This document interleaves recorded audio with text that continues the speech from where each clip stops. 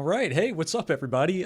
We are about to do our season 4 draft breakdown. Ty and I, my buddy, we're going to be talking about all 10 teams. And our format is a little bit different than maybe some of the other bigger YouTube leagues. If you are stumbling upon this and you're not part of the league, just a little background on that. We're allowing Terra captains with like unrestricted types, but they can only add up to 10 points total. You can have multiple if you wanted, maybe like an 8-pointer and a 2-pointer, or just one 10-pointer. Whatever fits your team the best. But we're going to break down the draft, kind of talk about the teams, the building process with them. If we missed anything, just let us know. And both of us are kind of stupid, so if we said something stupid, that's because we're stupid. But if you want to drop a like or subscribe, you'll be able to catch up on all of my breakdowns that I'll be doing throughout the season. I review all 5 matches every week with a weekly breakdown, kind of just give a little analysis to how the league operates, how the players are playing their matches, stuff like that. And yeah, everybody in the Discord, you guys keep me consistent, make sure I'm putting these out every week. I love doing this. It makes me a better player being able to analyze this stuff. Plus gives me something to do. But if you guys are interested, you can check out the older season videos. I have that all on like playlists on my channel. And yeah, let's just hop into it. All right, boys, we got the draft underway, and Ty and I are here to break it down, give our thoughts, talk about everybody's teams, and kind of the direction that we're going this season. Super hyped to get everybody back together. It's been way too long. We got a new generation, we got new mechanics, we got new mons, and yeah, I'm super excited to do it again. Yeah, hey everybody, I'm excited to join you with this one, Pano. I was supposed to do it last season, but things came up and wasn't able to join you, so I'm ready to get into it. Yeah, and I made sure the recording works this time so I can actually capture your audio. I'm growing up. Hey man, getting better at this YouTube thing. But yeah, let's just go into it. To start us off this season, Joe with the first pick, taking Roaring Moon. I think it's a super solid mon. I think what you want out of like your first pick is something that can basically win the game on its own. And Roaring Moon absolutely can do that with like booster energy sets, dragon dancing. You can run banded or even scarf sets. It's a good speed tier at 119 that you throw a scarf on that, nothing's outpacing you. It gets U-turn for momentum. Just really solid overall mon. Really no complaints here. That's a really good first pick. Yeah, I mean, it makes sense that Joe grabbed it. Since it has the 4x fairy weakness, picking up a nice steel or poison or something to handle the fairies is definitely going to be pretty important once you get that. And maybe some slow momentum to bring in Roaring Moon would be pretty cool, since it's pretty frail and it wants to get in there and sort of just click buttons or set up. So yeah, I'd imagine Joe would really benefit from something like that. For sure. Yeah, maybe even like screens so you can get better DD opportunities or something like that. Yeah, I mean, it's so versatile. You can just do so much stuff with it. But yeah, this will take us to MJC with the second pick. You want to talk about Chien Pao a little bit for us? Yeah, for sure. I think this makes so much sense for MJC. It just sort of fits his playstyle. I don't know if that's because I'm used to him running Weavile in season 1, and it's sort of just like Mega the Weavile. Gen 9. Yeah, exactly. It's so fast and can literally just come in and click buttons and click priority moves, which is insane because it's already so fast. So, like, if it's going up against a Scarfer, it doesn't really care. But yeah, it's a monster. I'm scared to face this thing. Yeah, I was a little timid with picking it. I had it available to me in the Boomer League, and I didn't know how I was going to support it.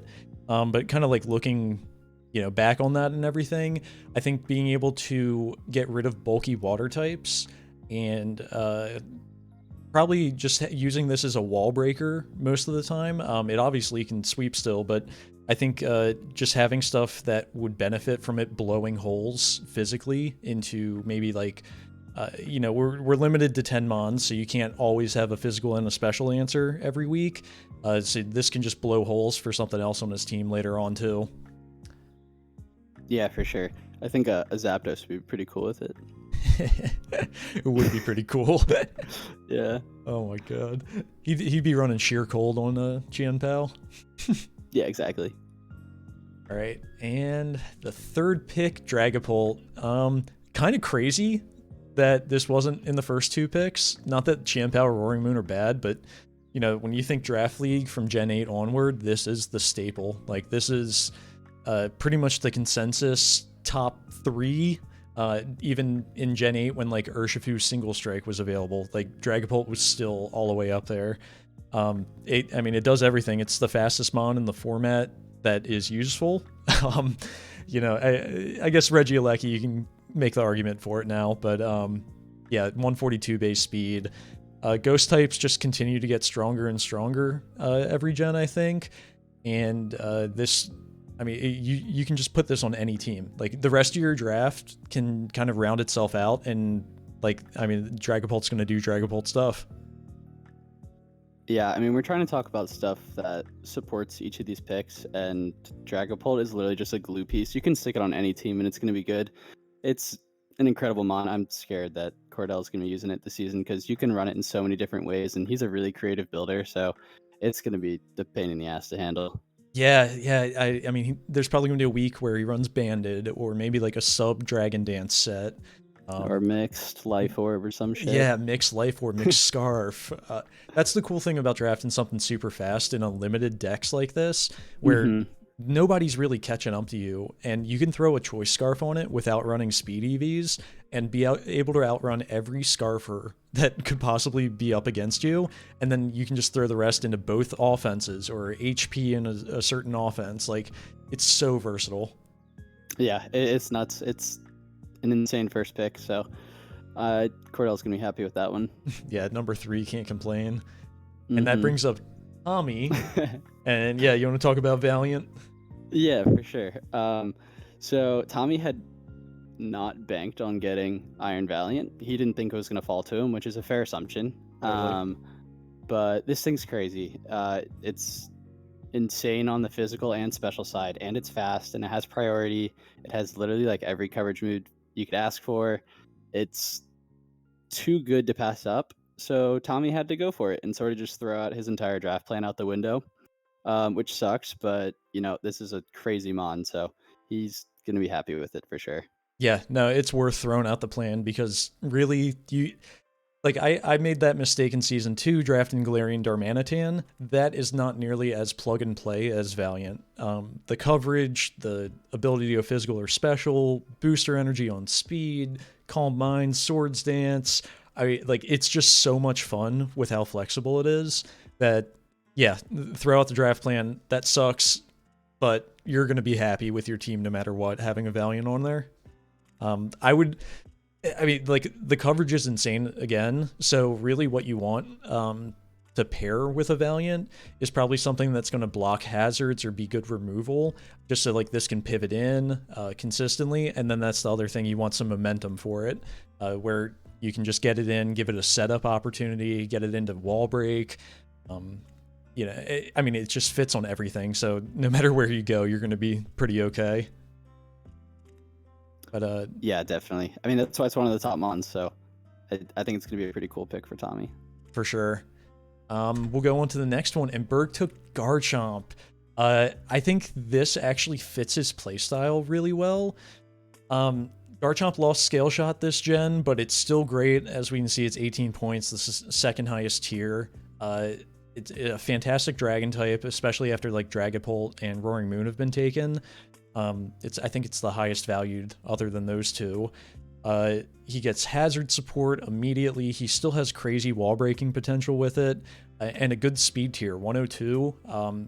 Garchomp, I think this gen has kind of fallen into a more defensive route, but it's Draft League. You can still find a way where you can end up running a mix or a SD sweeper set, and 102 is going to be more than enough to end up cleaning a game eventually. Yeah, definitely. I mean, I've had a lot of experience using Garchomp in draft, and I had access to Scale Shot both times, and I think I only brought it like once or twice, honestly. I always just banked on going tank Chomp with like a Rocky Helmet, Rough Skin, and now that it has spikes, it can really just do that even better, which is really cool. I think it's going to be a pretty cool mon for Berg to use. And it's still really scary offensively. Like, it doesn't need Scale Shot to be nasty, it can still set up and whatnot. So it'll be a pretty good pick for him. Yeah, he can run that Gen 5 set with Life Orb, Fire Blast, and Draco. He'd be pretty happy with that too. Yep. Yeah. I tried using that against Cordell last season. It did not work. You got pickpocketed. Didn't count. Yeah, that's fair. Yeah. But yeah, I mean, it's gonna be a pretty good mon. It's Garchomp. Exactly. Can't be mad about that. and Yeah, exactly. And speaking of another mon you can't be mad about at all is Great Tusk. Yeah, he picked the most like versatile mon you could get. This thing sort of just fits every utility role you need, with knockoff and rapid spin and hazards and being a defensive wall. It can set up. It can just click knockoff and headlong rush in close combat. This thing is difficult to deal with, and it has a really good speed tier. 87's pretty good for a bulky, hard-hitting mon. So this thing's awesome. Yeah, I mean, you kind of have to think about it. It's 87, but it's always scarfed because you'll probably be switching into a rapid spin. Yeah, exactly. Which is just so stupid that it can be that strong and that fat, and then it's you don't even have to run that much speed if you get a rapid spin off. You're outpacing everything without any EVs essentially. And this is like, I mean, it's an amazing support mon. Basically any other support mon you get on your team after this is kind of just like taking it from other people because you don't really need it anymore. But they'll kind of relieve the pressure onto us to not have to spin every week, not have to set up rocks every week. Gives him a little bit more flexibility. But yeah, pick your matchup. This thing is definitely going to have a set that works. Yeah, definitely. And like, it can essentially run rapid spin each week and be fine. I don't know if I'd want it running rocks each week, so getting some more hazard setters is probably good, but I mean, it's a nasty spinner, so it's going to be easy to play around for him. And it's one of those glue pieces for sure. Absolutely. And one of the best knockoff users too in the tier, in my opinion. You think it's a fighting type, you want to switch in your psychic types, well, you got a knockoff coming at you. You want to switch in something that can set hazards up on it, well, they're going to have to lose their item on the way in, even if you're forcing it out. So like, yeah, it's a nuisance to deal with. You need a good, specially offensive water or grass or ice type to really put it in its place, but getting into that position is sometimes pretty hard. Yeah, definitely. And it has not really good coverage, but it's got pretty good coverage. It has all the coverage it needs, so yeah, it's pretty good. It has shockingly good coverage, which is pretty similar to Dodge's pick here, Ursa Luna. I love this mon. I've been using it in the Boomer League. You can just throw a Flame Orb on there. Guts Boosted Facade is going to 2-hit KO anything in the game. Basically every time I bring it, it's good for a kill. It's tough to facilitate a full sweep with it, but you get it in Trick Room. It just starts powering through stuff. Fantastic wall breaker, and it's so bulky that you can always just switch in and get a hit off after. It's going to live 2 hits from anything, basically. Not to mention, it has useful abilities with like Unnerve and Bulletproof. You can use it defensively with like a Rest Talk set if you needed to. I wish it got rocks. That's like the one thing it doesn't have, but I mean, name a type, it basically learns that coverage. So it's awesome. Yeah, it's got that Gen 2 Ursaring coverage, which is freaking nuts. This thing is so hard to switch in on. It basically doesn't have switch-ins. I had like the best offensive Ursaluna matchup last season, and I struggled against Pano playing him. It was a mess.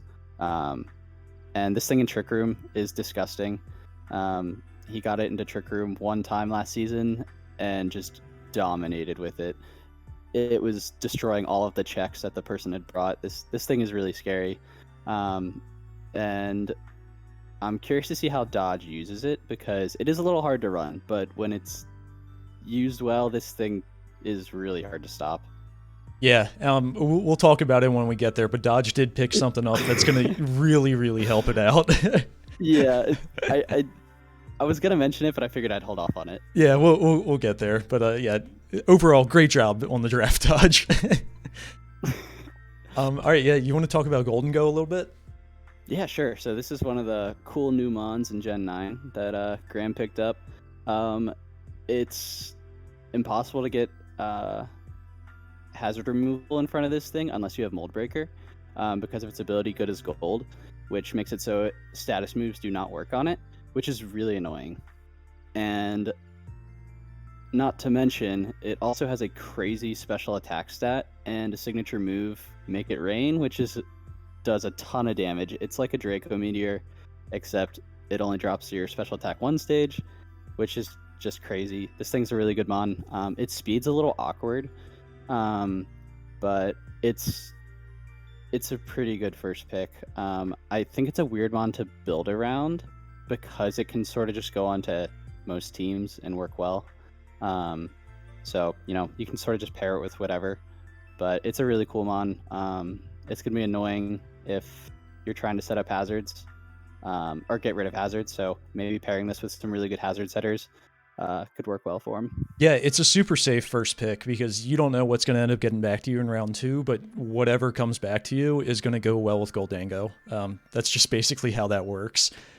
So very safe pick. Also, really good to pick it up yourself so you don't have to play against it. It's annoying to prep for because you need to figure out, okay, am I just going to run 6 heavy duty boots because I can't get rid of hazards this week? And then what sort of issues does that cause later on down the road? So yeah, it's good from a prep standpoint. It's just a good mon in general as well. All right. And it's Pokemon number 1000 too. That is true. Like, yeah. All right. Okay. And you got Puss in Boots here. Yeah. Do you want me to talk about it? Yeah. Talk to me about your cat. So I had this in Boomer League, and I really liked it. It did really well for me. This thing just sort of comes in, clicks knockoff, sucker punch, and has Flower Trick, which is its signature grass move that always crits, which is really cool. So like I don't have to worry about intimidates, or if they put up screens, this thing just goes crazy. It has a really high speed stat of 123, but most of the time this thing just comes in, clicks U-turns, forces switches. It has Protean too, and has pretty good coverage with like Play Rough and Brick Break, and I don't know what else. And it can set hazards, so it's pretty versatile. I would say that it's not a great first pick, but I really wanted it, and I figured it would be better to pick it now before it got picked. Yeah, for sure. Yeah, I mean, you probably knew I wasn't going to take it on the wheel, but you could have seen what I picked up and picked up something else. But I think you got your pair with it anyway. You're not too worried about that. Yeah, Meowscarada, it's awesome. It ignores screens with Flower Trick. You want to bulk up in front of it, doesn't matter. Flower Trick's going to crit through you. It's so valuable in the prep aspect, knowing that you don't actually have to have an answer for like iron defense mons that aren't like resisting Flower Trick. And the speed tier, it can just revenge kill everything, and it forces a lot of switches, which it takes advantage of off of knockoff and U-turn. You don't even have to bandit or whatever. You can run heavy duty boots, get the knockoff on the switch. You're still faster, and then you U-turn out, and it's like double value with that. So really, really good mon. Yep, I'm excited to run it again. And so I think this is kind of like a sleeper pick here. I don't think anybody was really expecting me to pick this up first overall. And now it's the 10th pick, last of the first round, but I went with Urshifu Rapid.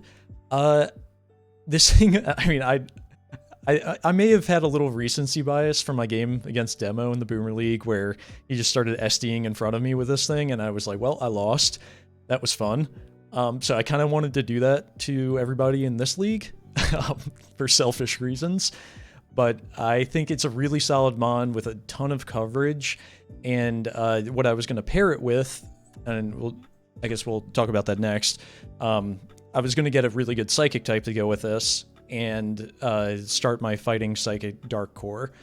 And of the fighting types that were pretty high valued, I wanted Great Tusk originally, but I think Urshifu fits super well with it and allows me to be very flexible with my draft afterwards. Yeah, I mean, this thing's super scary. We saw how scary Tommy's team was with it in, what was that, season 2? When he won championships? Mm-hmm. Yeah.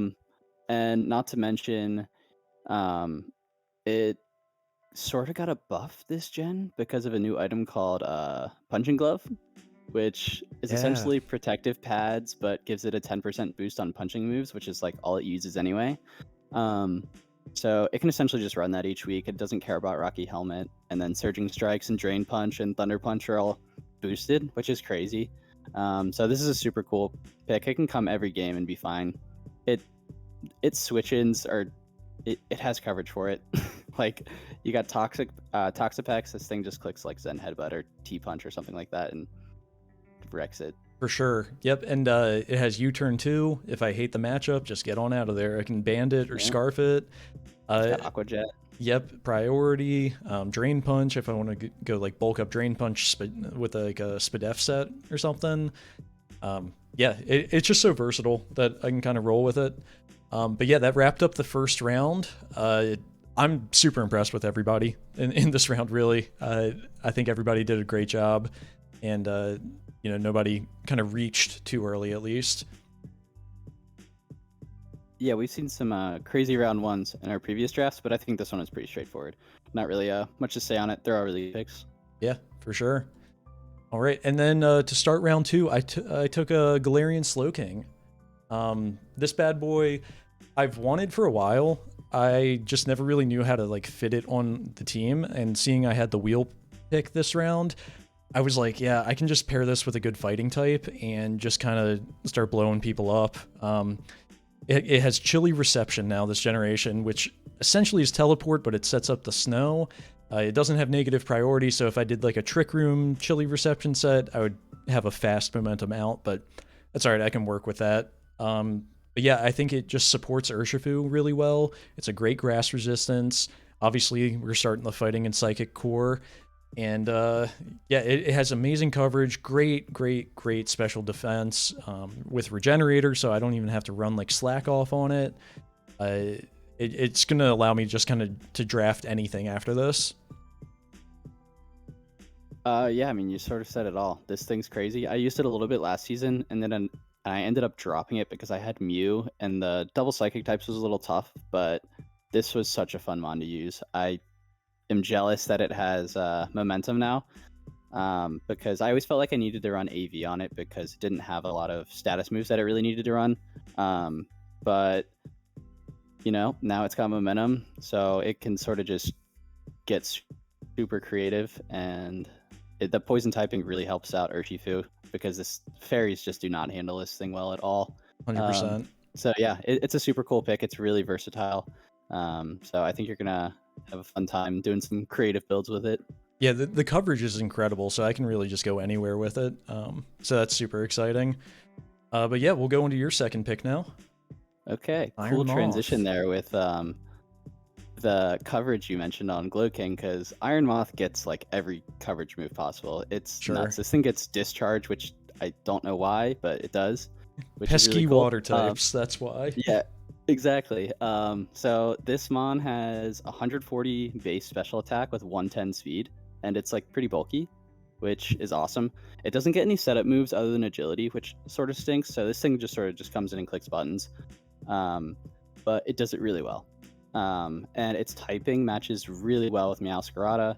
They cover each other super well on the special and physical side, and yeah, I think it's gonna be a really hard mon to prep for.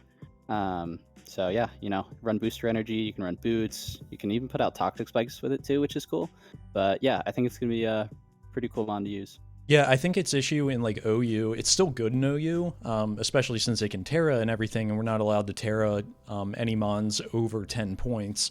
But I think it has like 4 move slot syndrome, and in Draft League you get to cater those 4 slots. Where yeah, maybe every now and then you wish you had a 5th move, but in OU you're really trying to figure out what you're kind of picking for its set. And now you know exactly what your opponent's running. You can find a lot more coverage with those 4 slots than what you would try to cover in a wider net in OU. So Yeah, definitely. It's funny how something that hurts a mon in singles ends up helping it in draft format, but having all that coverage moves is going to be really helpful. And Meowscarada also, like, forces in bugs and fairies, which it can just sort of U-turn out on and send in Iron Moth, and it's really good for positioning that way. So I think they make a pretty good pair. Yeah, for sure.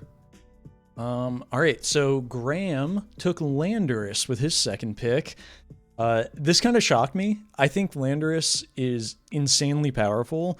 It's kind of like Mega Nidoking, where you're hitting those Life Orb, Sheer Force, Earth powers, and everything. It's a tough mon to use, but it works great with Goldango, where you have U-turn support. It gives you a rocker to synergize with Goldango blocking hazard removal. Ground immunity, ground immunity for Goldango as well. They complement each other amazingly, and he's really stacking like crazy strong special attackers. Cough cough, we'll see in the future it gets worse. And he's just gonna be able to blow through what people shouldn't have enough of in their draft of special walls. Yeah, I'm glad you mentioned that, because that's what I was gonna say. Like, if you have a special wall and you like build it to check Goldango, then it's not gonna be able to handle Landorus as well. It's just not. The Landorus is so strong. The only reason why it's not banned anymore is because it lost Rock Polish and Agility, so it can't go +2 speed, and that's basically it. It's still Yeah. crazy good. The switch-ins are really limited. It's still fast. It's a good Scarfer. And it's a pretty decent speed tier. It still outspeeds a lot of the important mons, so It's very complementary to Golden Ghost speed tier as well. That's a good gap. Yeah, it's a very good gap. But yeah, I mean it's beginning to be pretty scary. Yeah, absolutely. Get your assault vests out. All right. And now Dodge ripping my Boomer League team off, which he claims he had not watched any Boomer League videos yet, so he didn't even know what my team was. But really outed himself there. I know, right? Yeah. Come on, man. Are you even watching this? Looking for you. He took Mew with his second pick to pair with Ursaluna. I love it. Gives him a good fighting resist, gives him the Trick Room support that Ursaluna enjoys, gives him a ton of hazard options to make ball breaking even easier for it, ton of momentum. Mew did fall off this generation, unfortunately. It doesn't have Defog, it doesn't have Soft Boiled or Recover, so it's not as great with its defensive utility, but it still has all of the great offensive coverage that we know Mew to have, along with like Nasty Plot, Swords Dance, Dragon Dance. It still has like Will-O-Wisp, Thunderwave, all that fun stuff. It's just one of the best support mons in the league still.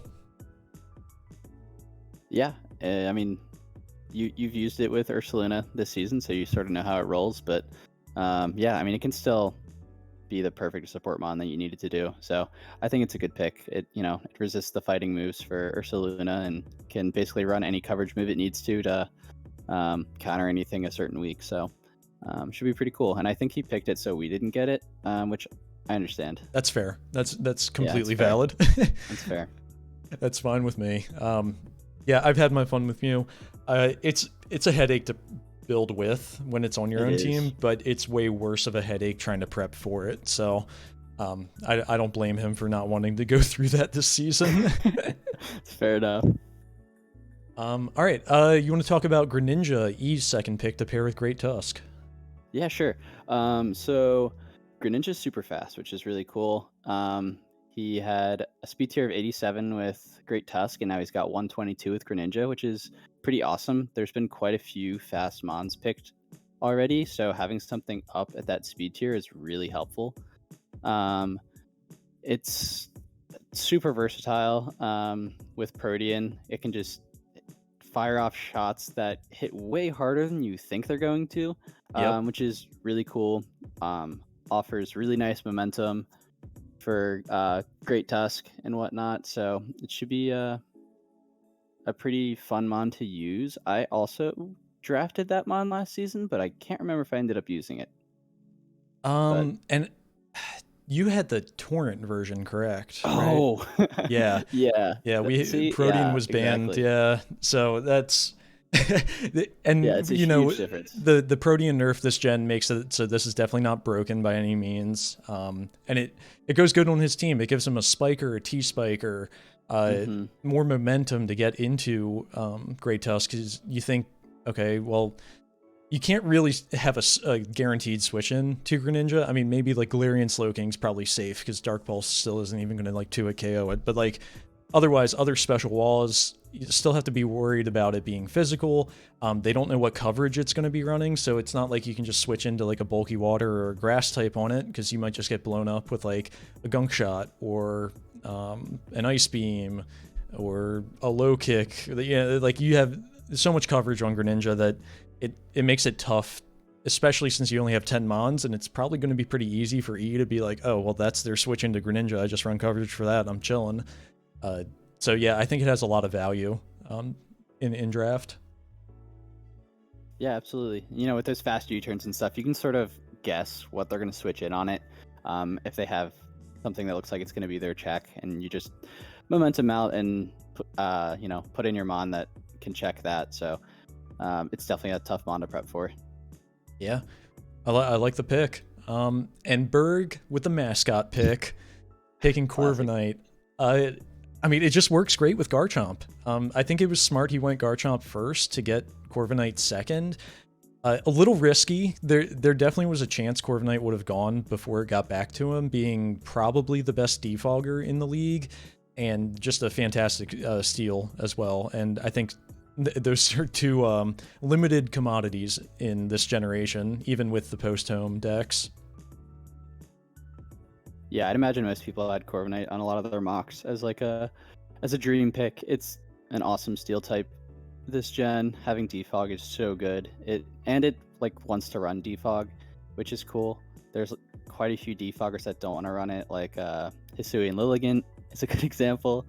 And so few mons even get defog, so this is a really cool pick. And he's got Garchomp, so he can eat T-bolts. We know Corviknight does not like those Thunderbolts, so he's got Garchomp for that, which is really cool. Yep.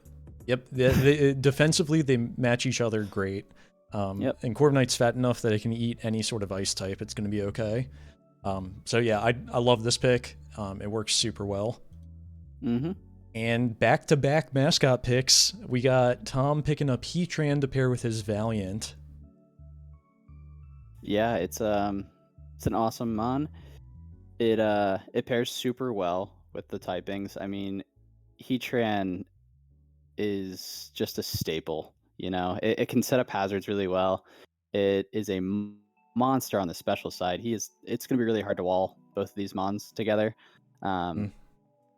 But yeah, you can trap stuff in with Magma Storm. You have Flame Body too, which is really cool. You might not want to use it as a defensive check, but like it's still really scary, and you have to prep for it because Flame Body can really ruin a game. Yeah, absolutely. It deters U-turns, which gives you an opportunity to kind of break through stuff, because you'll end up catching a defensive mon with one of maybe a Valiant or another offensive mon, and they'd be scared that you'd switch into Heatran on a U-turn and get burnt, and then you basically lose that mon. So the support goes beyond the typing and the abilities. And it's just a fantastic. It covers all of Valiant's weaknesses essentially. Fighting in Fairy, you're worried about Psychic types. You're worried about Steel types. You're worried about Poison types. Worried about Fairies, of course. Heatran covers all of that. I love this pair, and the fact that it's a mascot pick makes it even better. Yeah, I mean the combo is super good. And then we had Cordell going with Zapdos, sniping MJC a pick before. I don't know if he was going to get it, but it was still funny. Yeah, according to MJC, it wasn't a snipe, but I think he was just coping. So yeah, I agree. So Zapdos is at 14 points now. It got a little bit of a nerf this season, losing Defog, and then Roost just got nerfed in general. But it's still an awesome mon. It can still fire off its charges, T-bolts. It's still super bulky, Hurricane. It's a good mon. I actually think it's one of the top electric types in the draft pool. So, and it pairs really well with Dragapult. It gives it some momentum, with Volt Switch, which is always good to have. There's not that many good electric types this gen, in my opinion. So getting one early is pretty smart. Yeah, and arguably the best one. It gives him momentum for Dragapult to get in there and blow stuff up. You can run this defensively every week, and since its base special attack is 125, you're still hitting crazy strong without investment. For a defensive mon, like how we think of Zapdos, you can run this offensively and catch people off guard, and it really doesn't have great switch-ins. Plus, the fact that Electric and Flying are just fantastic types in general. Yeah, this mon goes on every team. He's got 2 mons now that are just super flexible. He can go in any direction. And he has a little bit of like an ice weakness, but it's not... That's what I was about to say. It's not too crazy where, you have to compensate with like a really expensive water type to make up for it or whatever. He's gonna be pretty okay with that. Yeah, for sure. Just has to watch out for like Qianpao or something like that. And speaking of which, to pair with Qianpao, we got the early Doug trio. So this is the first pick, I think, that really just jumped off the board to everybody. Clearly, it being 11 points is the lowest valued mon that was taken up till now. And I don't think a lot of people saw the vision with Doug trio paired with Qianpao. It's pretty cool. Yeah, it really opens up a lot of possibilities where you don't have to run boots with like SD for Qianpao to like really break stuff. You can just trap something with Doug trio, and now Qianpao is free to run like maybe Band. You trap like a rocker and end up getting rid of it, and then remove hazards later. You don't have to worry about bringing boots every week for it, or running like Sash Qianpao or whatever. I think this actually goes really well with it, and like a reversal Sash Doug trio to blow up something to clear out the way for Qianpao. Like, it's so versatile in what it can actually trap. Yeah, and it doesn't need to kill it because Qianpao is so fast and hits so hard and has priority that it's probably fine as long as it has some chip on it. So Doug trio can literally just come in on the steel types, the rock types, even the fighting types, because there's not many fighting types that are going to resist an earthquake very well, and really just handle its checks. So it was a really early pick on it. I don't know if it had to be that early, but we'll see. He was pretty safe with his points, and then picked up some bigger ones later. For sure. Which he did last season too. So it's just his strat, but yeah, no, it's super good pair. Yeah, it's he's got a unique draft strategy, but we'll see at the end. Obviously, like I thought his draft looked really clean after I saw the vision. It was a little blurry at first, but I saw it come through.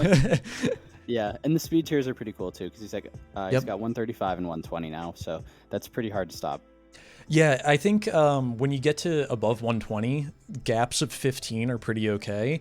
It's probably tougher to go from like a 100 to an 85 as your speed tier gap when you get that low. But when you get up high, there's so much less that's that fast that gap is actually pretty healthy. Yep, agreed. All right, Quaquaval to pair with a Roaring Moon. You want to chat up this guy a little bit? Yeah, sure.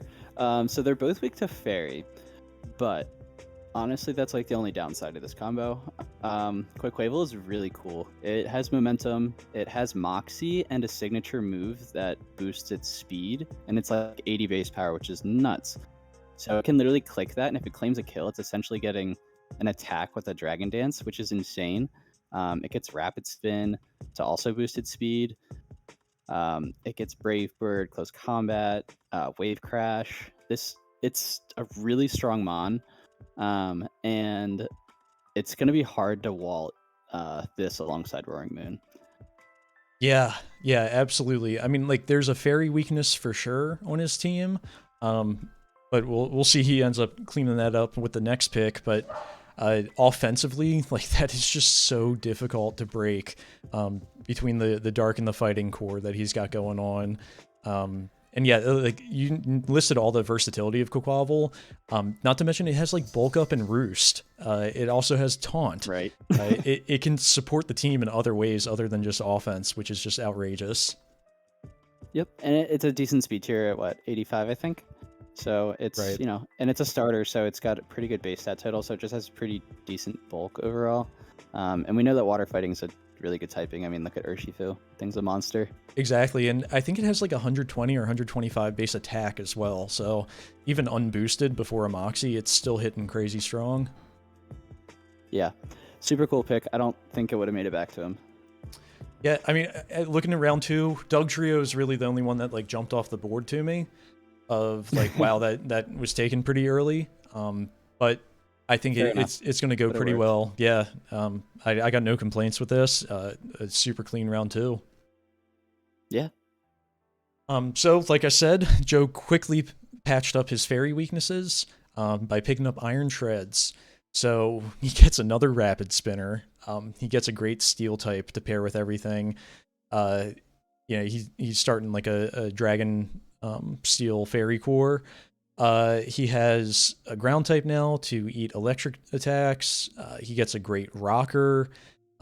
This also, it doesn't have great tusk coverage, but it has pretty good coverage still. More than enough for Draft League, I'd assume. Yeah, and it actually gets Volt Switch too, which is awesome. So he's got some crazy momentum coming out of these top 3. They really cover each other super well. I think Iron Tread still gets knockoff, right? Yes. Yep. Yeah. So I mean, that's always super helpful. And it's faster than Great Tusk. It's actually at 106, which is a pretty good speed tier for him. He's got Roaring Moon at 119, so that's a pretty good spot to be in. 106 is a really fun speed tier because you're outspeeding all the 105s and the 100s, which is a pretty popular speed tier for a lot of mons. Totally. 106 doesn't get hit a lot of times. And it's also super bulky on the defensive side, which is nice because it just helps eat those hits for Roaring Moon and Quaquavel, and takes a lot of pressure off of the rapid spinning too, which is cool. Yeah, absolutely. I mean, you can run Assault Vest on this every week and be totally happy. Yeah, absolutely. And it has Iron Defense Body Press. Yeah, it's just a beast. I think it goes great on his team. And we're sensing a theme here with MJC. Got the trappers. He's getting all the trappers. So, yeah, you better not be on the ground or a steel type. Everybody's just going to be running 6 shed shells against them and call it a day. But once again, it's the same. I mean, we're kind of beating a dead horse here with like Dugtrio previously, but it adds another layer of I trapped a steel type for a banded icicle crash or ice spinner off of Qianpao. It adds an extra layer to prep. He adds a really strong special attacker to his team, which he was lacking at this point. I mean, we're only 3 picks in, of course, but it gives him more momentum as well, where he can just Volt Switch into Qianpao or Volt Switch into Dugtrio to get a trap. Pretty slow momentum too. Yeah, slow momentum. It has body press. This would be sick as a Terra Captain if Terra Blast was allowed in our league, which it's not. Just have an 80 base power, like Hidden Power Fire. But yeah, I like this pick. I didn't like it as much in the moment, but once I saw the vision kind of come through his draft, it made more sense. Yeah, I mean, I think it's really really strong. I mean, you sort of hit all the points on it. Yeah, good mon overall. Kind of short, sweet, to the point. And we get Cinderace here out of Cordell. He's just filling the speed tiers between Dragapult and Zapdos. He actually gets a hazard removal option with Court Change in Cinderace. And it's really cool with Libero being a single fire type where he can click fire type moves and then switch it up and then his type will change. He doesn't burn up Libero on the first turn like a Greninja or Meowscarada with Protean do. More momentum. He has 3 mons with U-turn. A really solid physical attacker as well. I like this mon a lot. I wish I could have kept it on my team. It just didn't fit in the Boomer League, but yeah, I like Cinderace. Yeah, sort of patched up the ice weakness I mean, you definitely don't want to switch it in on it, but it checks it offensively. Its signature move, Pyro Ball, is a freaking nuke. That move hits so hard. It gets Sucker Punch, U-turn. Court Change is really cool. I would love to see it get used a bit. I think it's something that you can essentially just save for the late game and just pick off everything at the end once they're chipped. It's a really cool mon. He's got a lot of scary offense here. Yeah, I Um, kind of I like Cinderace. And this, it sounds weird, but I like it as a normal type as well, where you bring it in, you click SD, turn into a normal type, and then you have a ×2 double edge off of normal stab afterwards. yeah, it's gonna hurt. Yeah, um, I like it's so versatile, especially with being able to change its type. Uh, Once It's got a again, lot of good coverage too. yeah, exactly. It's just a solid third round pick. It could have gone earlier, and I wouldn't have been hmm surprised either. That's for sure. All right, Tom taking Slow King. How do you like that with his other two? It fits pretty well. We talked about Galarian Slow King a bit earlier, getting chilly reception, and Slow King got it as well, which is really important because every Mon lost teleport except for the Gardevoir and Gallade line. And Slow King really liked having teleport, so getting chilly reception is really strong for it. Getting the regen helps a ton for his team because you can run Heatran pretty bulky, and then once you have Slow King, it's going to get hard to break through some of these mons, which makes Iron Valiant a lot better. As far as typings go, I think it works really well. He's starting to get that fighting psychic dark core, and he already has his fairy steel core, which is really nice. And he's getting his fire water core, so Yep. he's starting to tackle all the cores, which is pretty solid. I think the future sites can be pretty strong too. Just throwing those out there and then forcing a switch and making people have to keep positioning in mind is really strong. So Right, you throw a future sight up, you chilly reception out into Valiant. Well, do you want to go into your dark type on Valiant? Probably not. So, it's either going to take a Valiant hit or it's going to get hit by a future sight, and you kind of just have to pick your poison at that point. yeah, I mean these three mons can come each week and be fine. And Valiant with like a booster energy set is such a good knockoff switch in, being a 4x resist, where Heatran and Slowking really enjoy keeping their items around. Obviously, Slowking's weak to knockoff, but that just fits super well with a booster energy Valiant, where you're not really too concerned with knockoff on this team. Yeah, no kidding. I mean even Heatran too. Like Heatran doesn't want to lose its item, but with Flame Body, you don't want to click knockoff into that thing. That's scary. Yeah, totally.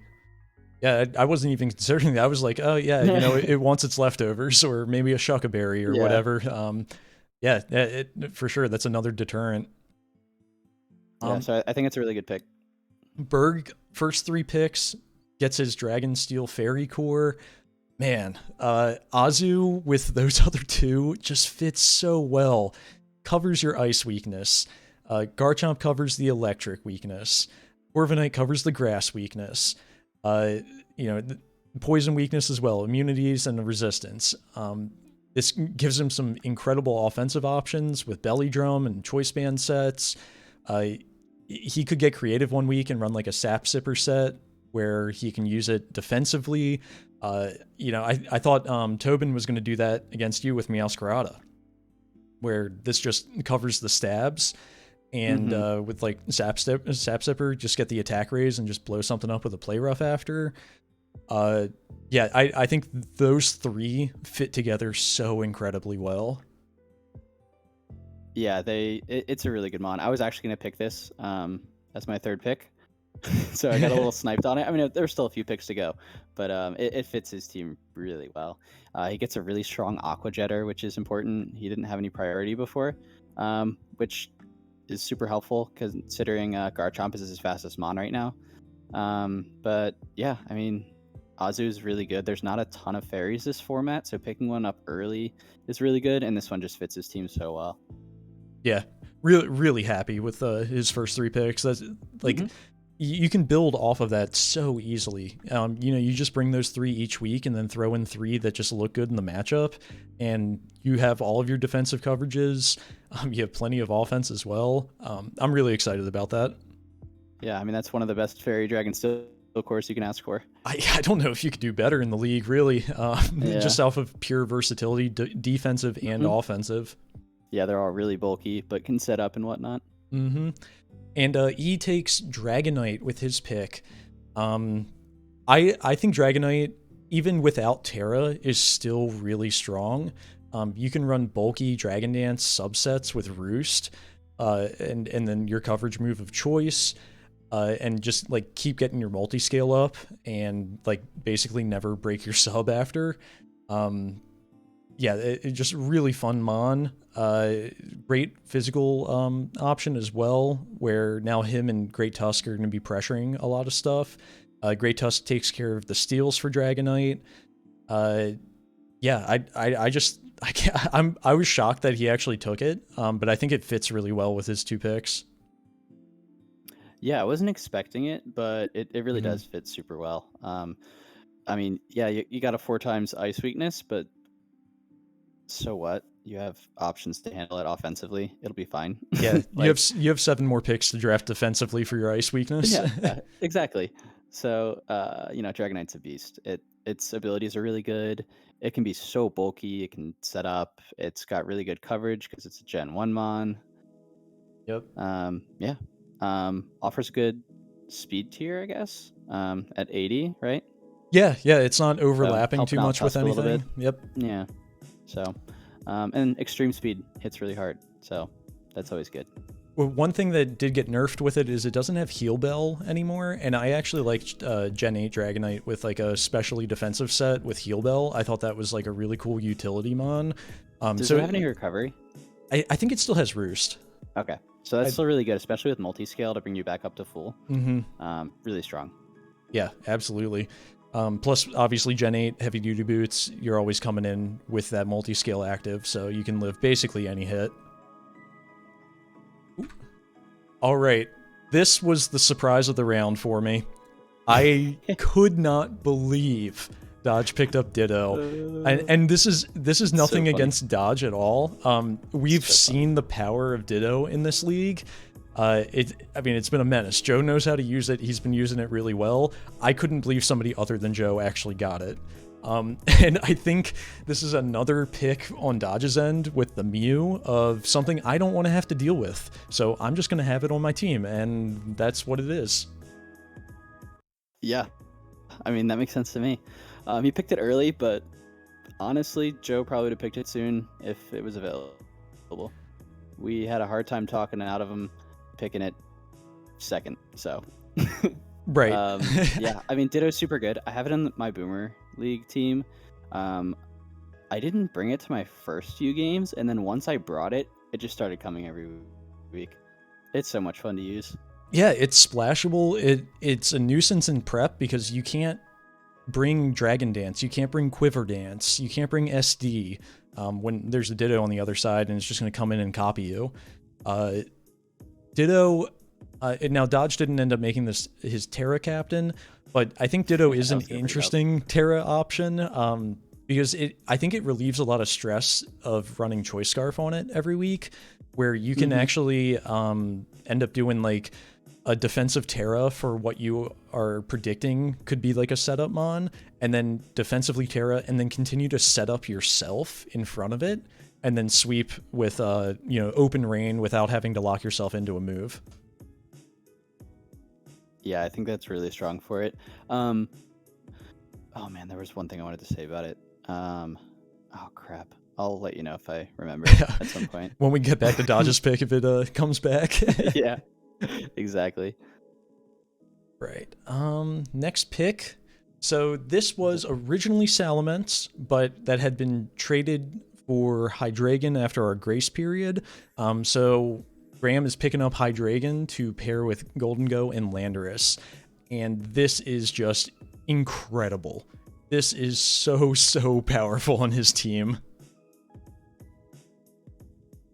I mean, I was the one that drafted Hydreigon in the first place. This thing's really hard to stop from the offensive side, and he already has 2 hard-hitting special attackers, so it's gonna be hard to wall all 3 of them. It's got momentum, which is cool. It's got good coverage. He's got a lot of ground immunities, which is nice for Goldengo. He's overlapping on ice a little bit, but that's way better than what it was if he had Salamence. I like the Hydreigon pick a lot. I think it's pretty solid for him. Yeah, I didn't even realize this during the draft itself that he went back to back with 4x ice weaknesses. Like it didn't even like Yeah. compute.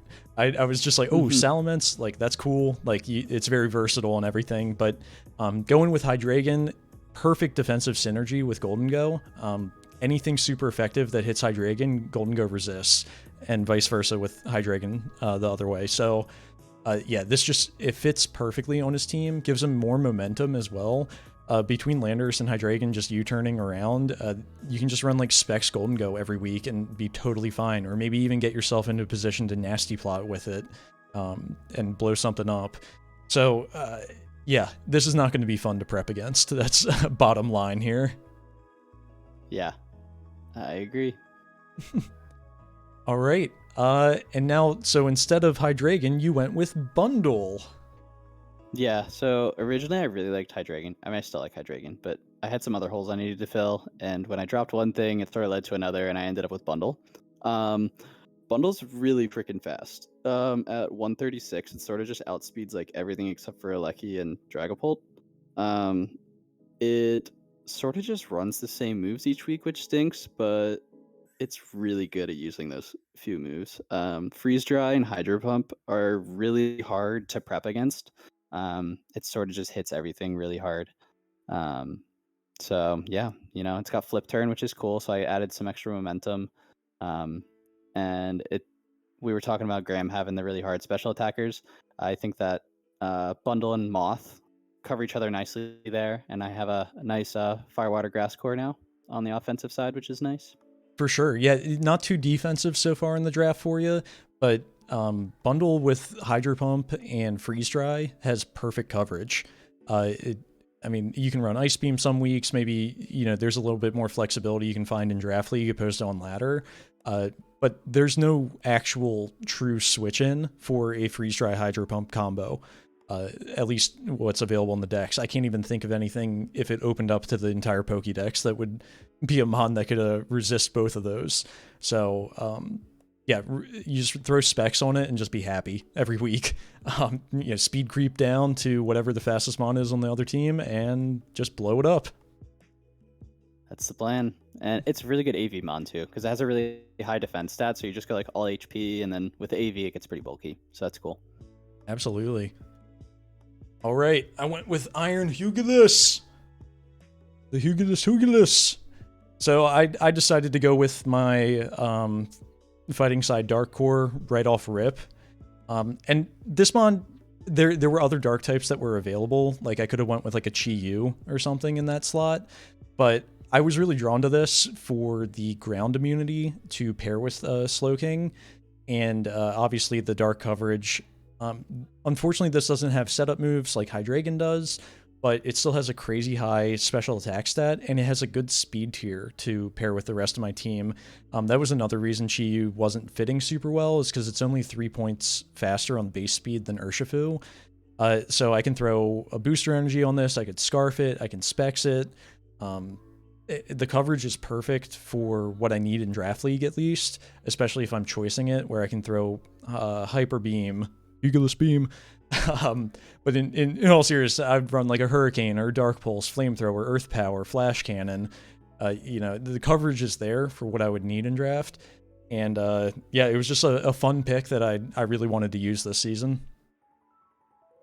Yeah, I mean, its typing matches super well with Glow King. It can come in on the Earthquakes that are going to be hitting Glow King. You have a nice core with the Dark Psychic and Fighting. Its special attack is crazy. We saw it sort of just run the show in our mini season. Each game it was picking up kills. So pretty good budget pick, honestly. 12 points is not too much for this guy.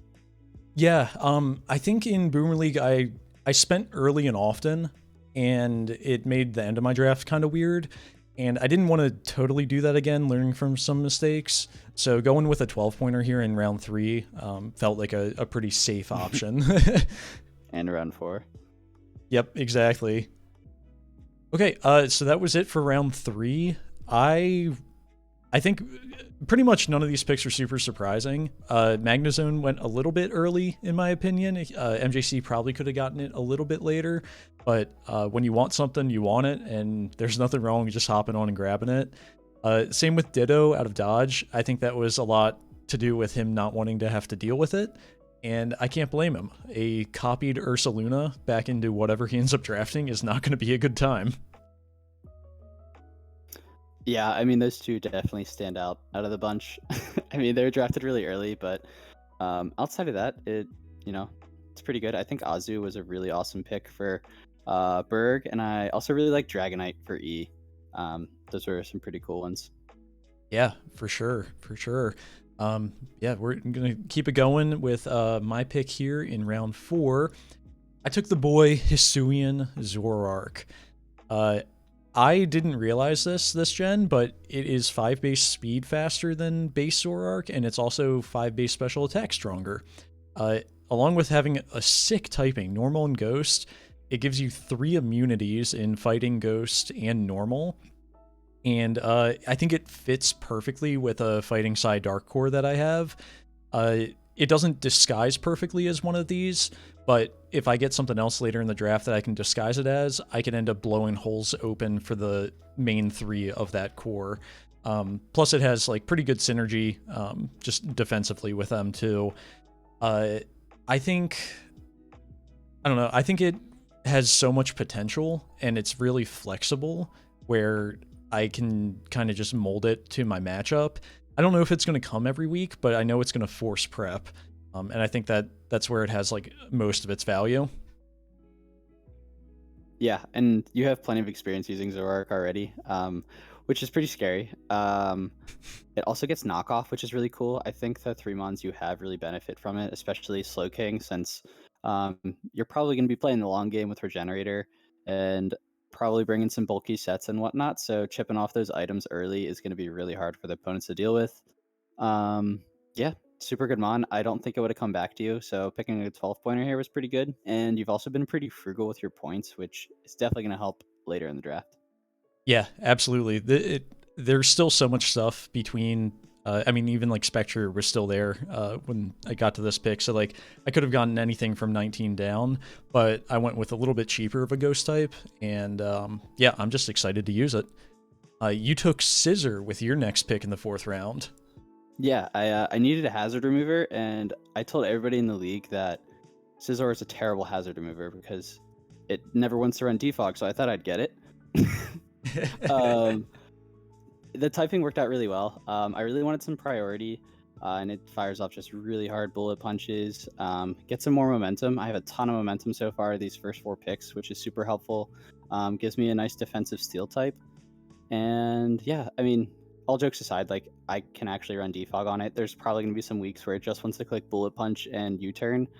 Since it lost Roost, Yep. it might be harder to set up with it. So if I don't have to run Swords Dance, it does sort of open up a move slot for defog if I need to. And it also lost knockoff too, so that's one less move that I have to worry about bringing on it. It would be really cool if it had it, but since it doesn't, it might be able to fit defog some weeks. So yeah. Yeah, it might make prep easier for you. Yeah, I'm sure there's a week or two where you're going to really wish you had defog or Roost or whatever. I think losing Roost is like the biggest thing for Scissor, because it has amazing like physical defense, and you could use it as a check for physical stuff, normal types, even like neutral hits from fighting types or ground types, because you can just roost it off and use it as like a physical pivot. So like that sucks in that aspect, but as you can see from your whole team, I think you're just gonna punch holes through people and not really care about your switch-ins. Everything on your team is gonna blow up anything. Yeah, that's sort of the plan.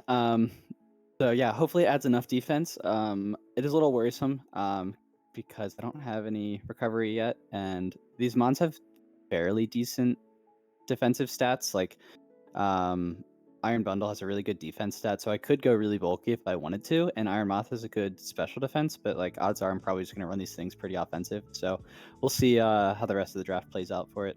And you have 4 mons here with momentum, so they can all just like feed off of each other. U-turn out of Meowscarada, Scissor, and Iron Moth, and then flip turn with Bundle. So you can just get somebody in the blender and keep carving them up that way. I like this pick a lot out of Graham. I think Cleaver is just super sick. We got back-to-back Scyther evolutions going here. But having something that can rock while attacking, so it's like immune to taunt essentially. And as you can see, he has Golden Go on there. So getting rocks up and basically keeping them up for the whole game because of that is just fantastic. It also lines up pretty well with Hydreigon. It's only weak to water and what is it? Water and steel, I think, are its only two weaknesses. I think it's just water and steel. It's funny how that works because bug and rock are horrible defensive typings. When put together, they end up being a fairly good defensive typing. Yeah, exactly. I think Cleaver's really sick with like a life orb set with sharpness, and then you run like an agility on there with 3 attacks. Like that can be a sweeper on its own. It's a consistent rocker for him because it attacks while it sets it up. That move can miss. I think it's 90% accurate, I believe. But it's sharpness boosted, hits like a truck, has an amazing base attack stat. It's just a really fun mon, and this is probably something that also wouldn't have been there in round 5 if he waited any longer. Yeah, absolutely. I think it's got like a 135 attack stat, and since it's a Scyther evolution, it does get defog as well, which is nice if you want to go more supportive. That's pretty good, especially because it sets up hazards while attacking, so you don't have to waste that move slot. So it might be able to fit defog in some weeks, which is pretty cool. Yeah, totally. And with a semi-decent defensive typing, you can run it bulky if you needed to, and use it as like a pivot. Yeah, and that sorry. Oh, you're good. Adding Cleaver just gives him a physical attacker, which is really nice since he had the 3 ridiculous special attackers. Yeah, and it's a strong physical attacker at that too, that it's going to force prep on the physical side, no doubt. Yeah, definitely. Which brings us into the defensive glue to any team, Prankster Dual Screens Grimmsnarl. This can be run offensive as well. I haven't been able to use it in the Boomer League like that, but another pick Dodge has here that I have on my Boomer League team. We've seen how well it works with Mew and Ursaluna. Screens are super annoying. It kind of, the way I play it at least, it allows me to not have to run hazard control, because if I'm setting screens up on my side, it's going to force a defog from my opponent. Screens are some of the most annoying things to prep for, because all of your calcs go out of the window as soon as all your damage gets cut in half. And with Prankster, it gets this screen up before you can attack into it. So, even if you're hitting it super effectively, it's probably going to live a hit after it gets behind the correct screen. And then it really facilitates Mew, too, to actually be like a Dragon Dance offensive mon, with a good type synergy between Dark Fairy and the Psychic type. Yeah, there's a lot of good synergy with Grimmsnarl. That's 3 super annoying picks in a row with Mew, Ditto, Grimmsnarl. People definitely don't like that. I think Dodge is setting a trend here with his picks. Speed tiers are good. Grimmsnarl's a good speed tier. It's pretty low, but it has Prankster, so that makes up for it if you just want to go more on the annoying side of it. Yeah, super good. Oh, and also, I can't remember if we mentioned it before, but Ditto can technically act as a defogger too. Just switching in on rapid spinners and defoggers to remove hazards, which is pretty awesome. So that's something to consider, which is pretty cool. Yeah, absolutely. Yeah, Corviknight.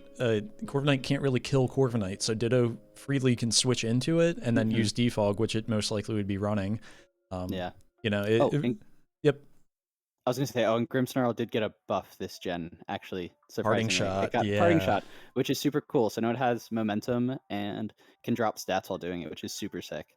Yeah, you get your screens up, you Parting Shot out, and now whatever's attacking through those screens and that dropped attack is just, it's bouncing off of you. Especially something as fat as Mew and Ursaluna. They really appreciate that. Mm-hmm. All right.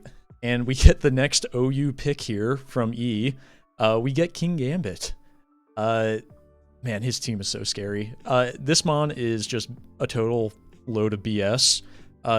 It shouldn't be as bulky as it is, but it can live basically any hit that's not a fighting type move. It's incredible. It has a new ability, Supreme Overlord, where it basically gets a 10% attack boost to both offensive and well, both offenses, right? Physical and special offense. And that can add up until all 5 mons are dead. You come in, you're essentially choice banded at that point without being locked into a move. It's a deterrent of like defog. Yeah, it's just awesome. SD sucker punches hit like crazy. Really cool mon. Yeah, and it gets Defiant too, which is an awesome ability as well. So he could throw people off. It's sort of hard to tell what ability it's going to be running.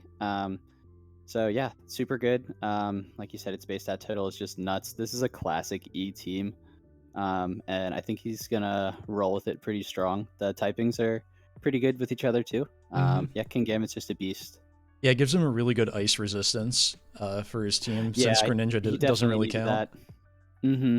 And yeah, Absolutely. you can layer up spikes with Greninja, get rocks up with Great Tusk. You can even get rocks with King Gambit if you wanted to, and then run Defiant and prevent them from getting removed.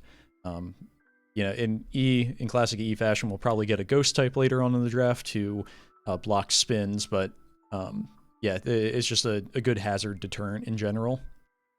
Yeah, absolutely. And here we go. We got Berg drafting his Terra Captain, First one in the Toxtricity. draft. Yeah. Oh man, I'm excited about this pick. I think because he drafted 3 mons that go really well together, that can basically come every week. He kind of had his pick for whatever he wanted as a Terra Captain, and he took arguably the hardest hitting one. You know, he just can throw specs on it, Terra into electric, poison, or normal, and throw off boom bursts, overdrives, whatever, off of punk rock. Gives him momentum to get into some of his other hard hitters with Volt Switch. Yeah, I think Berg just kind of has the luxury for the rest of the draft to just draft cool stuff. He really opened up that freedom with his first 3 picks. Yeah, definitely. Toxtricity is a crazy Terra Captain. I mean, Terra Normal is really good with it. Just Terra Stab in general is super solid. You can go defensive and use it to set up. U-turn from Corviknight helps get this thing in slowly so it doesn't get chipped, which is really nice. I'd like to see a little bit more momentum. But yeah, I mean, that's already pretty solid for it since nobody's going to be clicking an Earthquake into a Corviknight. Which is pretty good, but you know, a little bit more momentum to help get that in safely is going to be pretty helpful. Yeah, and with like shift gear options, he can Terra it even more defensively than like just normal type. He can go like Terra Flying or something, and you know, catch an Earthquake, and then just be able to set up in that space and then blow it up after. Yeah, definitely. A lot of freedom with this pick. Right. Here, you want to talk about Zarude on Tom's team? Yeah, sure. Zarude's really cool. It's one of those mons that's fast and hits hard and is somehow also bulky with recovery. It sort of just does it all. It plays similarly to Meowscarada, just in the sense that they're the same typing and both have momentum with U-turn. It did lose knockoff, which is a little unfortunate, but it sort of doesn't need it. It's just a really strong mon that is super reliable. It's a really good ground resist, unlike Meowscarada, because it's so bulky. Jungle healing is really cool recovery since it gets rid of status too, so it can just come in on Will-O-Wisps and whatnot, or T-Waves, and just sort of handle itself. It's really reliable. I'm excited to see him use it. Yeah, being a dark type, obviously being able to block like Prankster, so he can prevent like a Prankster T-Wave onto Valiant or whatever, or maybe a Toxic on Slowking. And with Jungle Healing, even if it's not Prankster, this is just a really good status sponge, and then gives him more momentum to get into Valiant to blow stuff up. You know, it helps out with the water types that Slowking and Heatran can't really break. And if you don't want to run like Specs T-Bolt on Valiant, you can use Zarude and kind of bulk up Power Whip through him. Yeah, and he finished off his Firewater Grass core, his Dark Fighting Psychic core as well. So he's got some really good cores here out of 4 mons, which is insane. Yeah, that's efficiency. Yeah, it's a solid team he's got going, considering it was sort of off the cuff with the Iron Valiant on round 1. Yeah, for sure. And like I said earlier, like you can draft Valiant and then just draft 9 other BS mons afterwards, and you're probably going to be happy with it at the end of the day. But he's really making the most of it, kind of on the fly here. Yeah, definitely. I mean, he's got a lot of really bulky offense, so that's gonna be hard to break through. Yeah, and speaking of hard to break through, we got Ting Lu here. Yeah, we'll see the trend here with Cordell's team, but man, this mon is annoying. We thankfully haven't had to play against it in the Boomer League at all because nobody has it yet. But gosh, this thing is it's so good. It's basically packing an assault vest with its ability, and it gives him an electric immunity. It gives him a psychic immunity. He really can just do anything with this. Hazards with phasing, with whirlwind and everything. Just gives him a good defensive backbone for the team. Yeah, I mean it's basically a switch into anything for the most part. It stinks that he's stacking a little bit of an ice weakness. We'll see how he ends up making up for that with the rest of his draft. But I mean, these 4 mons are just good stuff, you know? Can't go wrong with any of these. Nope, not at all. Yeah, I'd be happy with those first 4, that's for sure.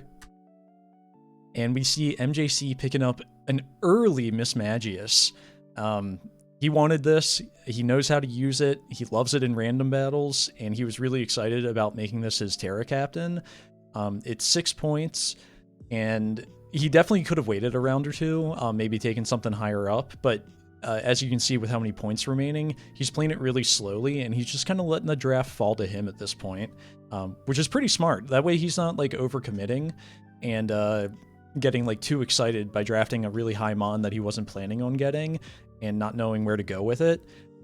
You do run into some issues with maybe perfect partners getting sniped before you can grab them, but if you know what you want, and he has a plan here, right? He's got trappers, he has his Terra Captain, and he has a beast of a first pick with Qianpao.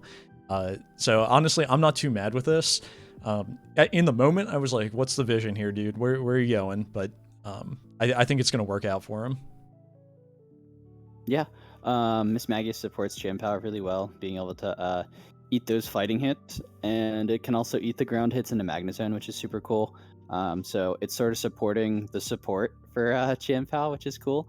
Definitely super early, since it is a 6-point captain. Pairing a 4-pointer somewhere in the rest of the draft would be pretty smart, so you can get that second Terra option if Miss Magius just isn't fitting that week. It's a pretty cool Terra captain. I'm excited to see what he does with it. But yeah, good speed tier. He's got 135, 120, and now 105. So that's pretty good. Yeah, he's filling it in well. I think Miss Magius is cool as a Terra option because you can run like Terra Electric with Levitate and get rid of all your weaknesses. And something that I think is underrated with it is the access to Will-O-Wisp. It has good special defense, and you can use Will-O-Wisp with that good speed tier to kind of neuter any sort of physical attackers that might be threatening it in the first place. And, that just helps the rest of the team. It's great support. It has a lot of other support options, too, being an evolution from Mischievous. So, yeah, I'm excited about it.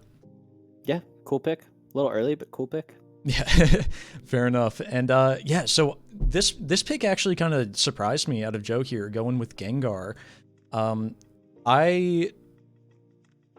At this point, I think getting like a good fairy type, or maybe getting like a good like ground resistance or something would make a lot of sense given his team, but it at least opens up you can't just click close combat freely into his team anymore. It gives him a ghost type, so the Roaring Moon and Iron Tread's fighting weakness isn't as exposed, and it gives him a good speed tier too, stretching up a little bit past Iron Treads, and a good specially offensive option too, since he's been rocking all physical up to this point. Yeah, definitely. And about the speed tier, since Gengar is at 110, it allows Iron Treads to be bulky.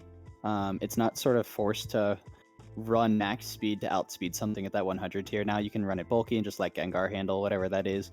Obviously, the matchup might not be perfect for it, but that's still pretty good on paper. He has another way to handle fairies now. Offensively, you probably don't want to switch this in on a fairy, but yeah, I mean, super strong mon. This thing had a ton of kills in our season, or in our last season, and I don't think it really got nerfed in any major way. Honestly, got sort of a buff by so many things losing knockoff. Yep. It's a shame it doesn't get any momentum or anything like that, but super scary mon, just to tack on to the rest of them that he's got. So Yeah, and something I love with fast ghost types is the quick destiny bonds. You can just get that off and eliminate a threat. Maybe Gengar doesn't look good offensively one week, but it can take care of something else that opens a hole for Quaquaval or Roaring Moon to end up sweeping. So a lot of utility that way. Yep, and it gets him a grounded poison, which is always good. Absolutely, we love a grounded poison out here. This round, I think Mismagius jumps off a little bit to me, but overall, this is just a solid round 4. A lot of good bonds are being picked. There's still a lot of stuff and high point values left, and we're kind of seeing the shape of the teams rounding out here. Yeah, I think Zarude and Tinglu are probably some of my favorite picks just by themselves. Those are really cool mons that we haven't seen too much play of. We haven't seen Tinglu at all since it's a new mon, and then we haven't seen Zarude much. I think he was on E's team one of the seasons, but we had broken teams at that point, so it didn't really come a whole lot. Yeah, true. But I think those are some really cool picks from this round. Yeah, absolutely. And speaking of what I was just talking about, to round out some of his cores, Joe ends up getting a flying fairy type here in Enamorous Incarnate. I love using this mon. I have it in Boomer League. Yeah, it's just so good. You have to prep physical and special every week for it. It has contrary superpowers. It's just an absolute nuke, and the coverage is insane. There's no reason a fairy type should have ground and fire coverage, and fighting coverage for that matter, and it has all of it. It does not have a way to boost itself other than like Calm Mind, but you can run like Life Orb agility sets and sweep with it. And yeah, I think it just, the offensive synergy of his whole team, which is insanely scary at this point, just got way worse having Enamorous. Yeah, Enamorous is one of those mons that's almost impossible to prep for because of Contrary. I know when I played Pano in Boomer League and he was running it, I was really scared of Contrary, but he ran Special, and I couldn't bank on dropping his special stats in case he was Contrary, and I was just going to start boosting him up or something like that, which is really scary for a mon that's super fast and hits hard. And Fairy Ground is just insane coverage. And it has the same speed tier as Iron Treads, which is fine because, like I mentioned before, this also allows Iron Treads to just go even bulkier and not have to run a lot of speed. So that's pretty cool. Yeah, super scary. Top 5. For sure. Yeah, I'm excited about the offensive power of Joe's team. I think something that he should work on this season, because I think he's drafted very offensively previously, but he plays a little bit more on like the bulky offense balance side of that, where he's not really forcing the pressure with all the offensive threats that he has. It would be cool this season if he's able to really like capture that and just like hyper offense through things. At this point, he doesn't really have a great defensive option in general, but the amount of pressure he's putting out, it doesn't really matter if you don't have a switch in. You can just sack something, go into the next threat, and blow some stuff up. Yep, that seems like the sort of the game plan here, but I would definitely like to see some tankier picks out of the next 5. He is running really low on points, so we'll see how the rest of the draft plays out for him. All right, speaking of tanky, here we go. We got Bronzong going to MJC. This is another one that probably could have waited another round or two, in my opinion, but it is one of the better steel types in the format, which is pretty limited, and MJC is just kind of taking the steel types from everybody at this point, which, it helps out Qian Pao. This is a really good support mon, takes pressure off of Dugtrio from running rocks. He can run screens with it.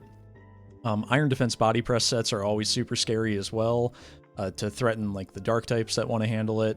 And he can kind of have the flexibility in draft to go between Heat Proof and Levitate, which I think is really sick. Yeah, it's a really cool mon to pair with Qian Pao. This thing's super supportive. We saw Cordell use it last season really well.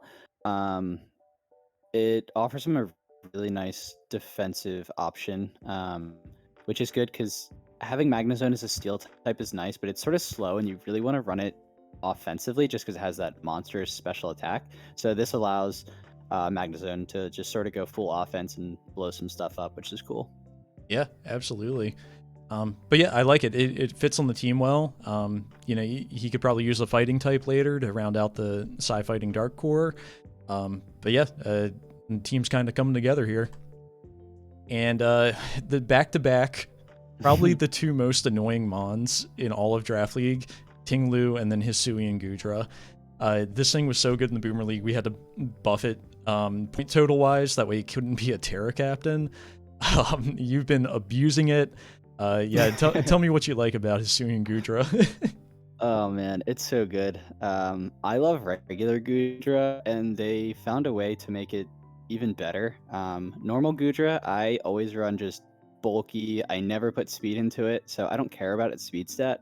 They added a steel typing onto Gudra to make it even more defensive, and took 20 speed off and threw it into the other stats, which is so good because you can run it physical, you can run it special, you can run it physically defensive, you can run it specially defensive. It sort of just does it all. It's got ways to drop your opponent's stats. It's got ways to raise its defense and just body press through things. It's a really awesome, versatile mon. It can basically just switch in on anything, and it has every coverage move that you would need. So it can come every week, regardless of matchup, and do fine. It's really good. Yeah, it's so hard to prep for too. You want to try to figure out a way physically to break it, but it can run shelter, acid armor, and now that physical answer that you thought you had for it no longer really 2-hit KOs it. And it has 100 base attack, 110 special attack, so you can't really stay in on it either if you're not 2-hit KOing it. It's super threatening, and really, we're rounding out the defensive options on Cordell's team, so really good pick. Yeah. Really good pick. Definitely. I think the only thing Gudra struggles with is like ground types, and fighting types are really scary for it, but he's got defensive answers with that really nice with Zapdos and Dragapult. I think getting something to handle ground types a little bit better might be helpful in the rest of his draft, so we'll see what he ends up picking up for that. Yeah, for sure. And we got the Terra captain, Heracross, going to the Miami Heatran. This is probably one of my favorite Terra captains, if I'm being honest. It kind of has like the Glade sort of thing where you don't actually have to run something to boost its offenses for it to actually blow up stuff.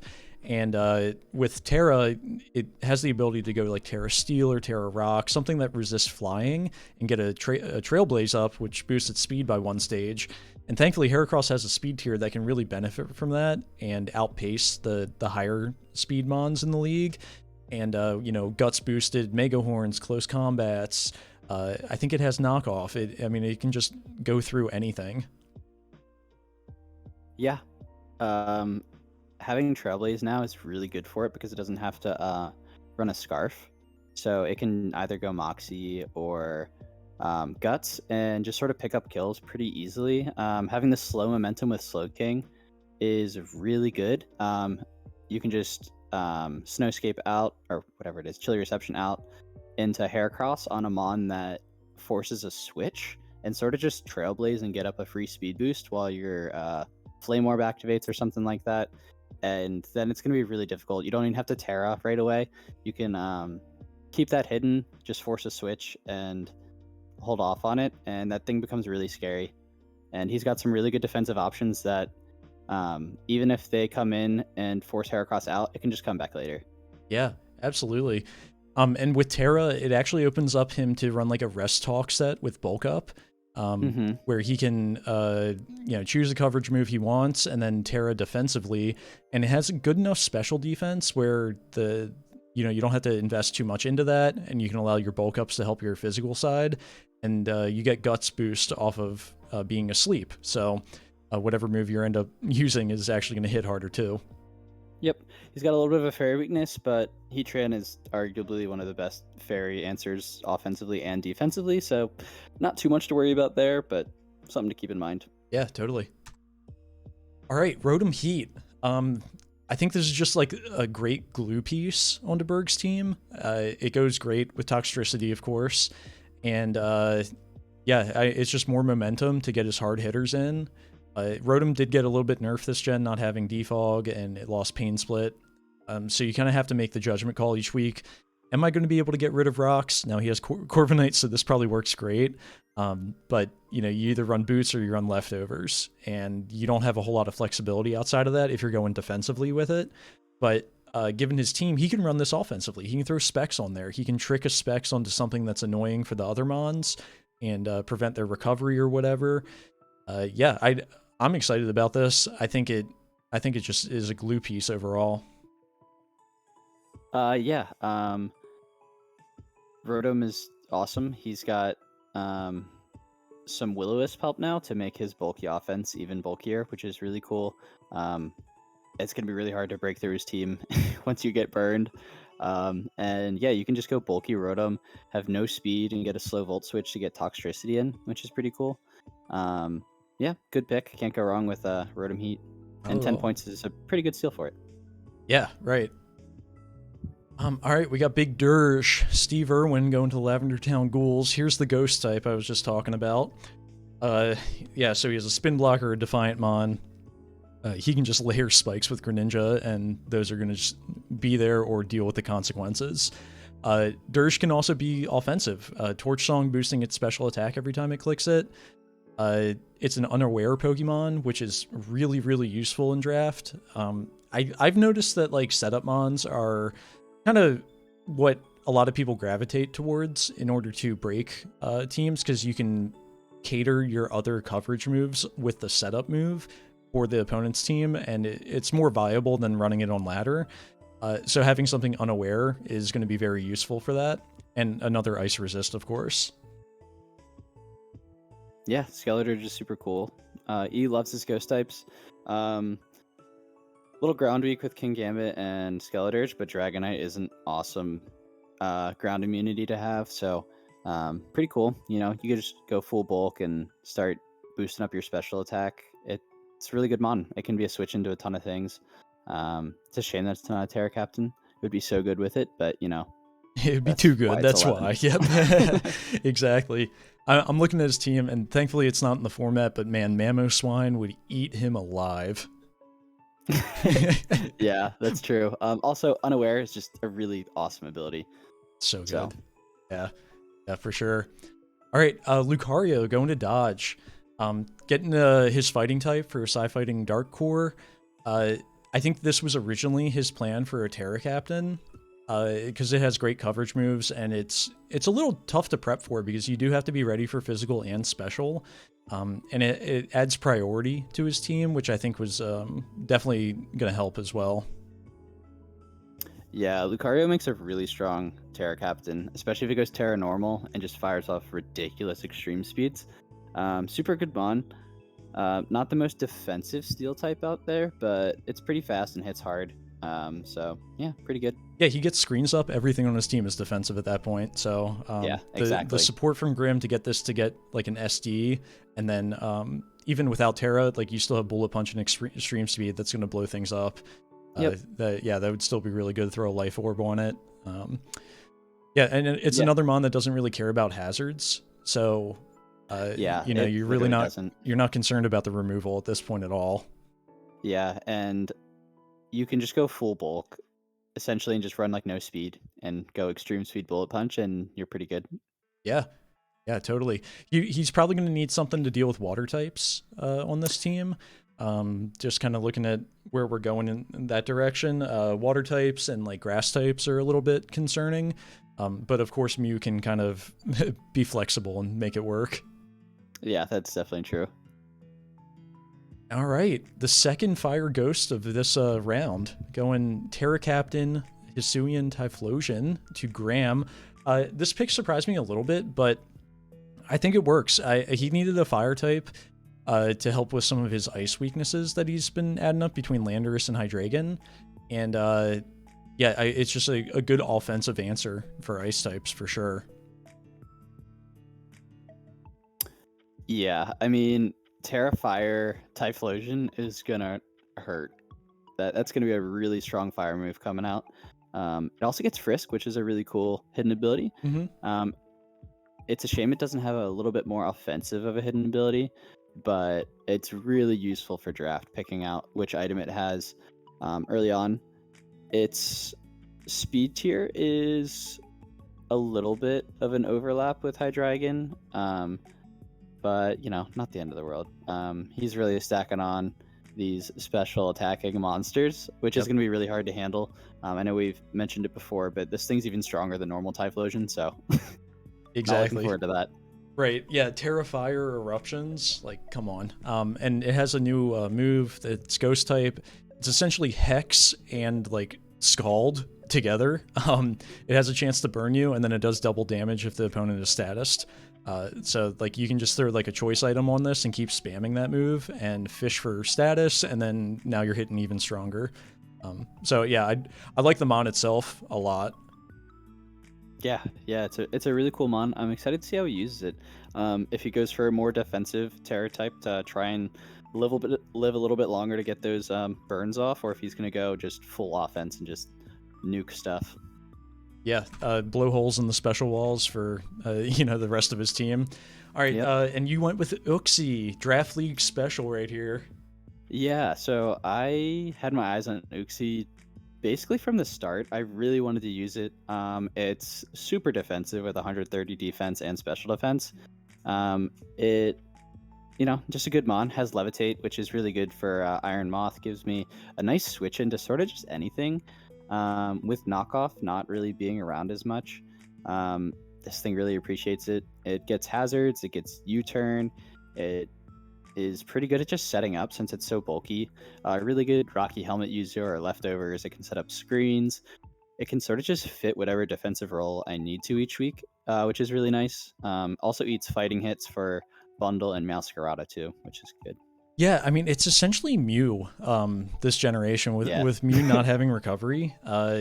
And it has momentum with like memento beyond even U-turn. So if you wanted to like set up with something, you can get a memento off. Yeah, you get ground immunity with levitate. I love it. It fits really well. You're getting a psychic type now. Yeah, Uxie from like Gen 6 when Draft League started, probably through like Gen 7 was drafted by every league everywhere. Universally, it was always there. It was never a top tier pick, but it was just a perfect glue piece for a lot of teams. Yeah, and it does have a really good speed tier if you wanted to go more speed. I don't know why I would necessarily, but I guess I have that option if I want to. It sort of forces some of that slower stuff to outspeed it if it wants to, so it might force some EV spreads, I guess. But yeah, super good Calm Mind user. And it also got a new move which can boost its special attack, which might be a little bit more useful. I know Azelf gets it too, but Azelf is so frail that it probably doesn't want to click it, where Uxie might be able to since it's going to be sticking around a bit longer. Yeah, for sure. That's definitely an interesting option. And it's flexible. You can do so many things with it every week. Yeah, that's the plan. And here we go. I drafted my Terra Captain, or one of my Terra Captains, 8-point Hatterene. Hatterene, it lacks Moonblast, which really sucks being a fairy type without that, but it's really flexible. It gives me hazard control. It's actually very defensive. Its BST isn't like the highest, but that's because its speed is so low. It has like a 136 special attack. So now I have 4 mons on my team that can hit really hard on the special side. And I think between the hazard control and like synergy with Regenerator Glow King, I think they're going to work together really well, especially if I can Terra into something that would be threatening Glow King. Yeah, Hatterene's an awesome pick. I've been using it in Boomer, and I haven't brought it to too many games, but when I've brought it, it's been so much fun. It has Nuzzle, which is just super annoying. I don't know why it gets it, but it does. So that's awesome. It gets Mystical Fire for good support. It's a really good trick mon. You can just put a Lagging Tail on this thing since it's so slow. It won't give it away, which is really cool. It's really bulky, which is weird to think about because you look at it and see a 57 HP stat, but it's essentially like a Rotom. Right. It has a lot of bulk, and since it's so slow, you're never investing in speed. So you can just go like full special attack and bulk, or just go complete bulk and just be really annoying. Super fun mon. Definitely some cool hazard control, and it requires some good reads, but I'm sure you'll be just fine with that. Yeah, we'll figure it out. It's a long season. Yeah. Even if I'm not getting the reads right away, I'll figure out a way to make it work. But I think it's really good having like setup opportunities with Calm Mind and then defensively Terraing, where maybe there's only one or two answers to it on my opponent's team, and I can find a Terra type that covers that. And once I get rolling, I can get my health back with like Draining Kiss or something. And like you said with Nuzzle, that's really going to support Urshifu. I think that's going to line up really well because some of the stuff that might threaten Hatterene, I can just Nuzzle and then let Urshifu kind of clean up later. Yeah, and as a Terra captain, it actually makes a really cool lead. You could just lead it off to block hazards and just go offensive Terra and just nuke something with it since it has such a high special attack. Pretty cool mon. I'm excited to see how you use it as a Terra captain. Yeah, me too for sure. But yeah, that does it for round 5. Yeah, I think everybody just started getting their glue pieces. Joe really committed to the offense, and he grabbed one of the best ones for that, of course. But I think everybody's teams are starting to cover their top tier stuff, which makes sense. It's round 5. We're running out of points. Got to go down to the lower tiers. But yeah, any of these picks kind of like jump off to you? I really liked the fairy picks with Enamorous and Hatterene. I thought that they were super good. There's so few fairies this gen that are strong and can fit well into teams. Enamorous is just super hard to prep for, and Hatterene's a nuisance. So those are pretty cool ones. I'm jealous of them. Totally. Well, yeah, I'm thankful for that. But yeah, so we're gonna cut this up and we're gonna go down to just round by round. I think we really covered like the meat and potatoes of everybody's team ideas at this point. And at the end of every round, we'll kind of we'll show everybody's teams together and how we ended up rounding it all out. So this was round 6. I started off with Hisui and Arcanine, and we finished over with Low Kicks. Any picks here that you kind of want to chat about for a minute? Screamtail and Noivern are really cool picks. Screamtail is so annoying. For those that haven't faced it, it's like impossible to kill. It just survives everything and then gets health back. It's going to be really annoying on Cordell's team with Tinglu. And Noivern makes a really good defogger for Tommy's team and offers something a bit faster than Iron Valiant, For sure. which is nice. It makes it so those Scarfers that are outspeeding Valiant now have to outspeed Noivern, which makes it so they're going to be running less bulk or offense, which is always good for Valiant. Yeah, totally. And Dodge picking up Rotom, he got a really good water resist to pair with Ursaluna, along with more momentum to keep getting it in, or maybe getting in Lucario or Mew as well. I like the Rotom pick a lot. Yeah, Rotom's really good there for sure. And again, gets to fire off some Will-O-Wisps to make Ursaluna just even that much harder to kill, especially behind screens. Mm-hmm. Yep. Yeah, for sure. Man. And yeah, Joe going with Low Kicks, another offensive pick. So definitely running out of points here for defense. Absolutely. It's super cool mon though. I'm excited to see it used. Yeah, I love it. I'm playing through Violet right now with it. All right, so this was round 7, from Go-Goat down to Sandy Shocks. A lot of interesting stuff here. Tommy got another really good fairy answer. He had been stacking up a lot of fairy weaknesses, but between Heatran and Clodsire, like, it doesn't really matter. Those are 2 of the best fairy answers in the entire league. Yeah, Clodsire and Heatran can come every single week and be fine. So it doesn't really matter how many fairy weaknesses you have at that point, because they're just that good at walling fairies, which is awesome. I think Clodsire fits his team literally perfectly, offers him an unaware mon, so it makes it a little harder to set up on him. He can just sit there and toxic it. Also gives him a water immunity, which is awesome. And then we also got some Terra picks this round from me and Cordell, with the 7-point fighting types. We saw Primeape go absolutely insane in our mini season. It's a really good Terra captain. And then yeah, Rage Fist is just busted. Yeah, Rage Fist is really good. So that'll be a cool one to see from him. Go-Goat from Joe, getting the mascot pick and adding a little bit of defense to his team. Does it still get Milk Drink? I think it does. Okay, cool. Yeah, so you got a defensive mon with some immunities and got some recovery out of it too. So yeah, I think I'm sure it'll come pretty often, honestly. For sure. Yeah. I think MJC picking up Grafii is going to be really annoying. I personally don't like the Mon a lot, but I know MJC is going to pilot it like way too well and just do a bunch of annoying prankster stuff with it. That is gonna, like you're gonna have a plan for him, and then Grafii is just going to completely negate it somehow. Yeah. Oh, and I forgot Tornadus is also a Terra captain. He's down there in the corner, so I forgot his Terra logo down there. Interesting Terra pick. A lot of the teams picked up very few flying resists because there's just so few good steel types, and rock is a hard type to come by. So I think this is really interesting. Tornadus got a new move, so it doesn't have to click Hurricane every single time anymore. Yeah, and it's So 10% more accurate as well. Bleak yeah. Windstorm. Yep. So I think it can be pretty scary if it just goes Terra flying and just fires off massive hits that people can't really resist super well without dedicating their Terramon to it. Yeah, Because it's really lacking across the board for most of the league. totally. And even if you think you have a resist for it, Specs Terra Flying Hurricane is just going to 2-hit KO everything. Yep. Kind of like it's got Dracovish. Prankster and Defiant, so Yep. Super versatile there. Cool Yeah. captain. And Dodge got another water resist. Graham got a fairy type. So now he has a good core. I think it's a really great core between Hydreigon, Golden Go, and Diancie. I like that a lot. Yeah, super bulky mon. And then you picked up one of my favorite electric types of this generation.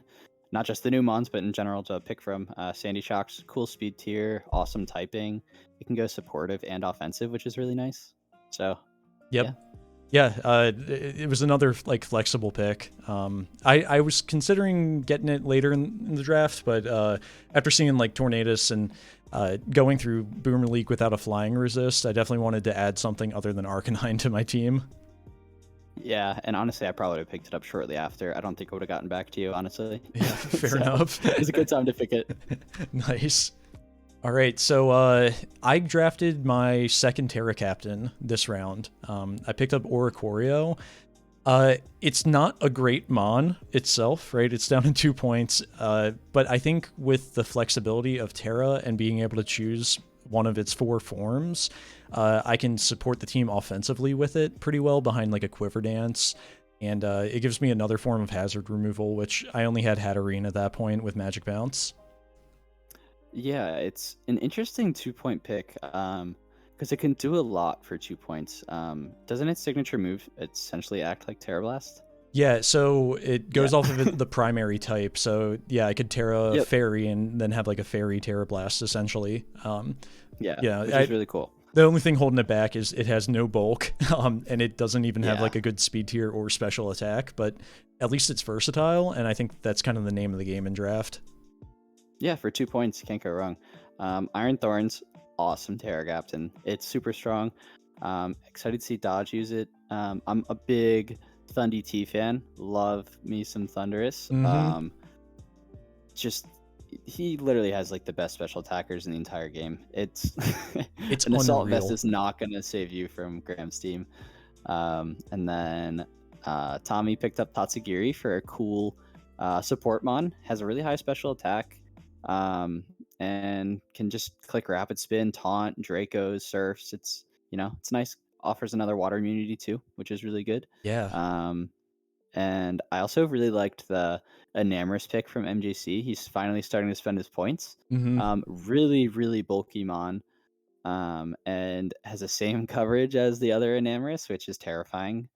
With the same offensive stats. So really cool mon. Gonna be super scary. Yeah, and Berg just drafting super well the first 3 rounds kind of has the freedom to draft anything at this point, and he's able to get Gallade this round, where now you have another crazy strong physical attacker to pair with Azumarill and Garchomp. Yeah, that's just gonna be a scary pick even without access to Terra. Yeah, and he actually went 2 psychic types in a row, but they overlap on so little weaknesses that it's okay, since Fergraph has that normal type and Gallade has the fighting type. And they cover each other on the physical and special side, so I think that's really cool.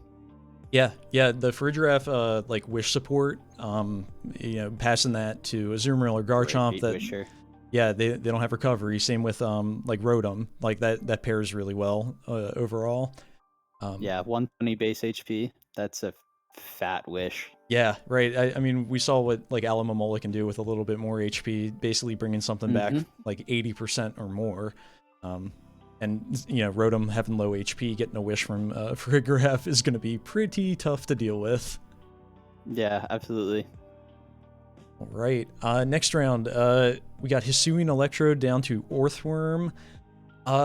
We see more points being spent out of MJC getting a good water type onto his team, and one of the other unaware mons, which just adds a ton of defensive value to his team overall. Yeah, we saw the first Terra Captain from Joe's team going for the 3-point Hisuian Electrode. I think this one's pretty cool. Since it has such a high speed tier, it can essentially just go like full offense and click some buttons. Mm-hmm. Um, Pretty cool mon. I don't really know how to use it, so I'm curious what he does with it. Spite Ops from E is really funny since it wrecked him in the NU game last week. Offers some good webs control, which is really good for a great Tusk since it has that speed tier at 87. It sort of wants to run a Scarf, but you don't want to run a Scarf on Tusk, so this helps out a lot there. And E took one of the best Defiant Mons, so he doesn't really have to worry about it too much. Yep. I think Ursaring is really cool on Tommy's team. Ursaring can run a Violite now. It can go Guts. It's super bulky, hits super hard. Doesn't have to run any speed. Pretty cool. And Frostlass on Dodge's team is also nice. That thing can do a lot of really annoying stuff with like fast Destiny bonds. It can lay hazards. Yeah, Yeah, it's gonna be tough to figure out what like Dodge is gonna lead every week because he could lead Frostlass. It's a great lead. You know, bolt beam coverage, spikes, Destiny Bond, and it gives him like an offensive answer to break through grass types for Ursaluna. But then you also have to decide, okay, is he going to just lead Grimmsnarl and get screams up? Is he going to go Mew and start setting up in my face? And like you have to cover so many things with like a lead option on Dodge's team that really gives him the upper hand. yeah, definitely. And you got Orthworm too, which is a mon I really, really like. I think it's a super cool defensive option. Having that ground immunity, you actually drafted Azelf here, Right. and swapped it out for Orthworm, which meant that it didn't get drafted at all, which is actually sort of surprising. I thought it was going to go since there's so few steel types. Yeah, But so you, that oh, was my sorry. main idea, right? I wanted a ground immunity, and I was looking at my draft, and I was like, man, I just drafted another team without a steel type. What am I doing? Um, And there so it was, yeah, sitting right it there. was just sitting there, got me some extra points for my other trade in the next round. But yeah, I think it just works well, being able to pass like a Shed Tail to like Zoroark. Maybe off to Urshifu to Sword Stance or Bulk Up. Even Oricorio, I think, would really appreciate a Shed Tail.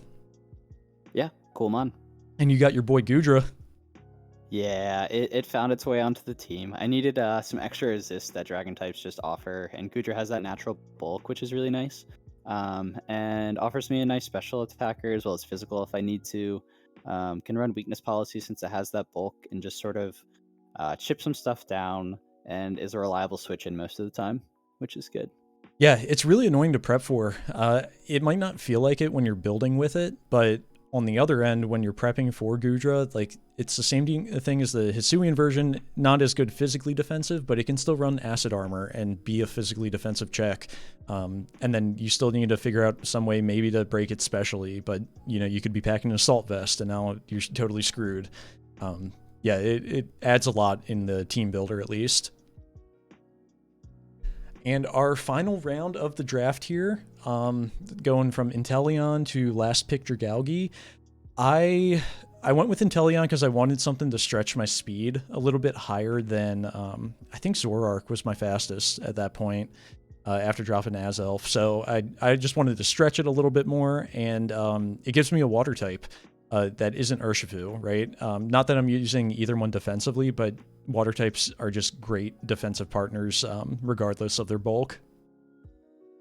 Yeah, I think Inteleon's super strong. I think it's the first time anybody's used it in our league. I'm excited to see it. I've wanted to draft it a few times myself.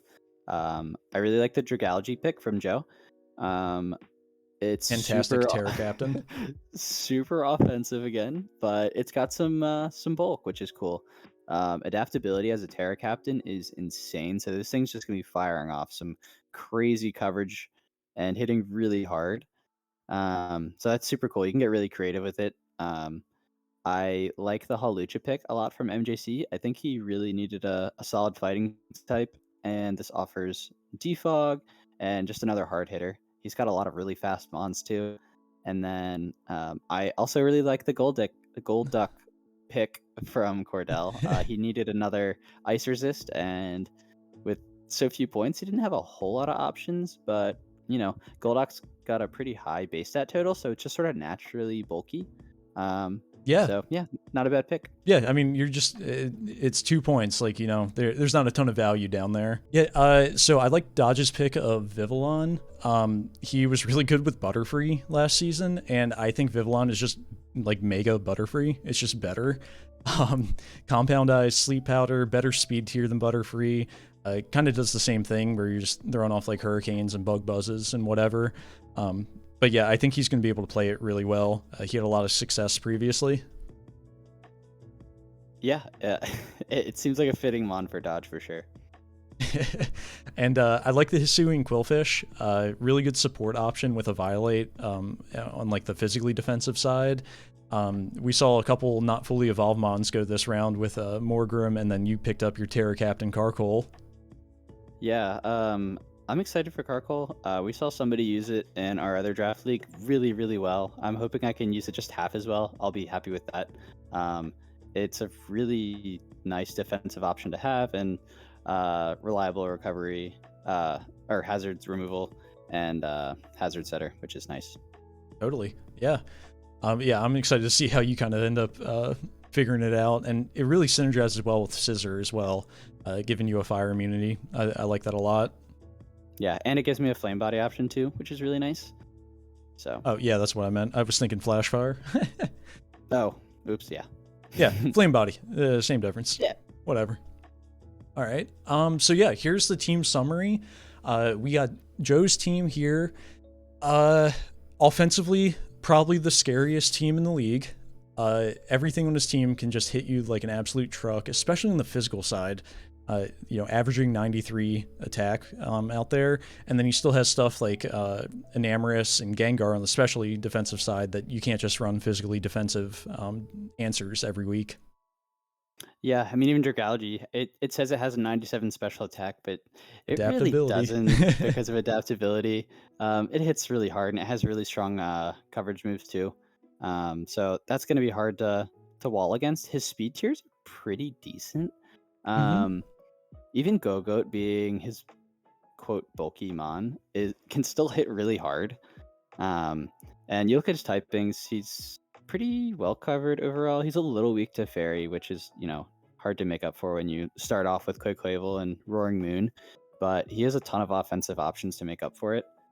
Yeah, I think he needs to figure out his ground and his ice resistances. Yeah. And like I said, I think he can just out offense and get through that. And maybe just use like Carbank as your one defensive mon with 5 like nukes next to it, and just use that as a pivot to come in, then switch back out to another offensive thing that might resist the hit, and then just continue on from there. He definitely has to play offensive with this team. Yeah, absolutely. He's got some pretty good momentum options on the front end of his draft too, which will help get them out of sticky situations, especially since they're relatively fast, or at least have ways to get fast. So it can get those fast U-turns or volt switches out into the other bulky mons or whatever's supposed to be taking a hit that week. So yeah, I'm excited to see how he uses it. It seems like it's going to be a team that's really easy to just start sacking stuff, but I think that's okay because everything on this team can come in and probably revenge whatever just killed him. Exactly. Yep. And that's kind of how you have to play it. MJC, so we kind of see the full picture here. It was a little weird those first couple rounds, probably up to like Bronzong, maybe even like Mousehold, where it was like, all right, where are we going with this team? But he saved his points, and he ended up figuring out like a really good combo at the end between Enamorus, Dondozo, and Halucha. I think a lot of the times your team is really just how well can you pilot it. There's a little bit of aspect to the team building and the draft itself, but just knowing your mons and being able to play with them, I think is probably the most valuable part of this, and I'm pretty confident in MJC's ability here. Yeah, it's funny because you look at his team and a lot of these mons could come almost every week, and there might be a few that you would say like Grafii, maybe that doesn't come every week, but it's still a mon you have to prep for. So like there's certain mons out there that like you can just assume aren't coming and you can just sort of write them off and don't have to prep for them. But like the mons that probably aren't coming, you still have to consider. Like let's say Malice Hold has a bad matchup into you, you still have to consider it because Population Bomb is going to kill a lot of things, so you have to have checks for it, even if it looks like it has a bad matchup, kind of deal. Yeah. And he's got quite a few picks like that, so it's gonna be hard to prep for him because of that. He did a good job with his points where, yeah, Miss Magius would probably appreciate a 4-pointer to pair with it as a Terra Captain, but the fact that he doesn't have anything lower than 6 points on this team means that you have to consider everything as a threat. You know, even if he did get that 4-point Terra Captain, that might not be something that adds to prep, and it might take away if he drops something else to make that happen. Maybe a Knuckle stack, since that's a 4-pointer that you still Yeah. gotta prep for. Yeah, fair enough. Yeah. But Well, actually, yeah, that would actually go crazy because you want to run like Shed Tails for the Magna Zones, the Doug Trios, or Shed Shells, excuse me. And like you have to choose then, all right, who's going to wear my Covert Cloak this week? And am I okay with that getting trapped? You know, Not a that bad adds a lot of prep on that end. see if MJC's listening. Yeah. Um, And it patches up a fire weakness too that his team kind of has. yeah, absolutely. And Knuckle stack makes a really cool Terra Captain. 'Cause it can 100%. just fire off crazy body presses. It's really bulky with a Violet.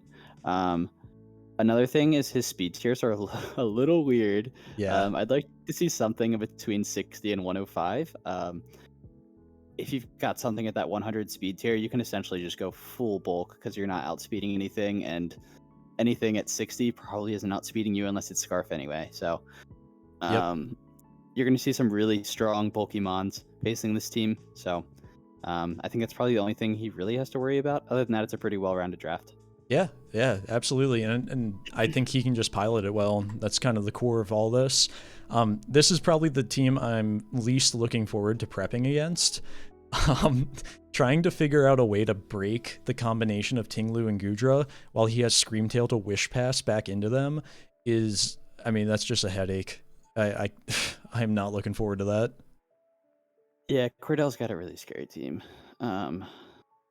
Yeah, I'm not looking forward to it. He's got an overlap of speed tier on Toadscruel and Zapdos, and that does not matter whatsoever. Yep. They play two totally different roles. Toadscruel's super annoying. Gudra's super annoying. He's got a super annoying team. The one like Ice is a little problematic for him if he feels pressured by it and feels pressure to bring his Golduck pretty often. That sort of stinks because you have like 7-ish mons that already want to come every week. So I think he's sort of gonna have like 4 move slot syndrome on picking his teams because he has really cool options to pick. Yeah, hopefully like the matchup just, you know, favors a certain 6 and makes it a little easier for him. But I also wouldn't be complaining if it was a hard time for him because I don't want him to be confident in the 6 he's bringing. Yeah, like I would want to bring the top 6 picks every week, which are great, but then you're not bringing your Terra Captain, and that sort of stinks because those top 6 are just so annoying. But I mean, you don't even like the top 3 are so offensive, and 4, 5, and 6 are so defensive. You can easily drop one of them, not off the team, but like for the weekly matchup to like put Bring in one of your Prime Terra Ape, Captains yeah. or something, and still have enough offense or still have enough defense or whatever you're looking for. So I think it's a really versatile team. The top 6 are probably going to come pretty frequently, I'd imagine, and just subbing in like an extra mon or something. Yeah, that's kind of what I see too. But yeah, really strong draft overall, that's for sure. Mm-hmm. And I like Tommy's draft a lot. I think he did a really good job of supporting Iron Valiant. And even though he did stack up like a little bit of a fairy weakness, and you know maybe like a little bit of an ice weakness too on the team, he has Heatran for the ice and Heatran and Clodsire for the fairies. I don't think he really has to be worried about compounding weaknesses like that.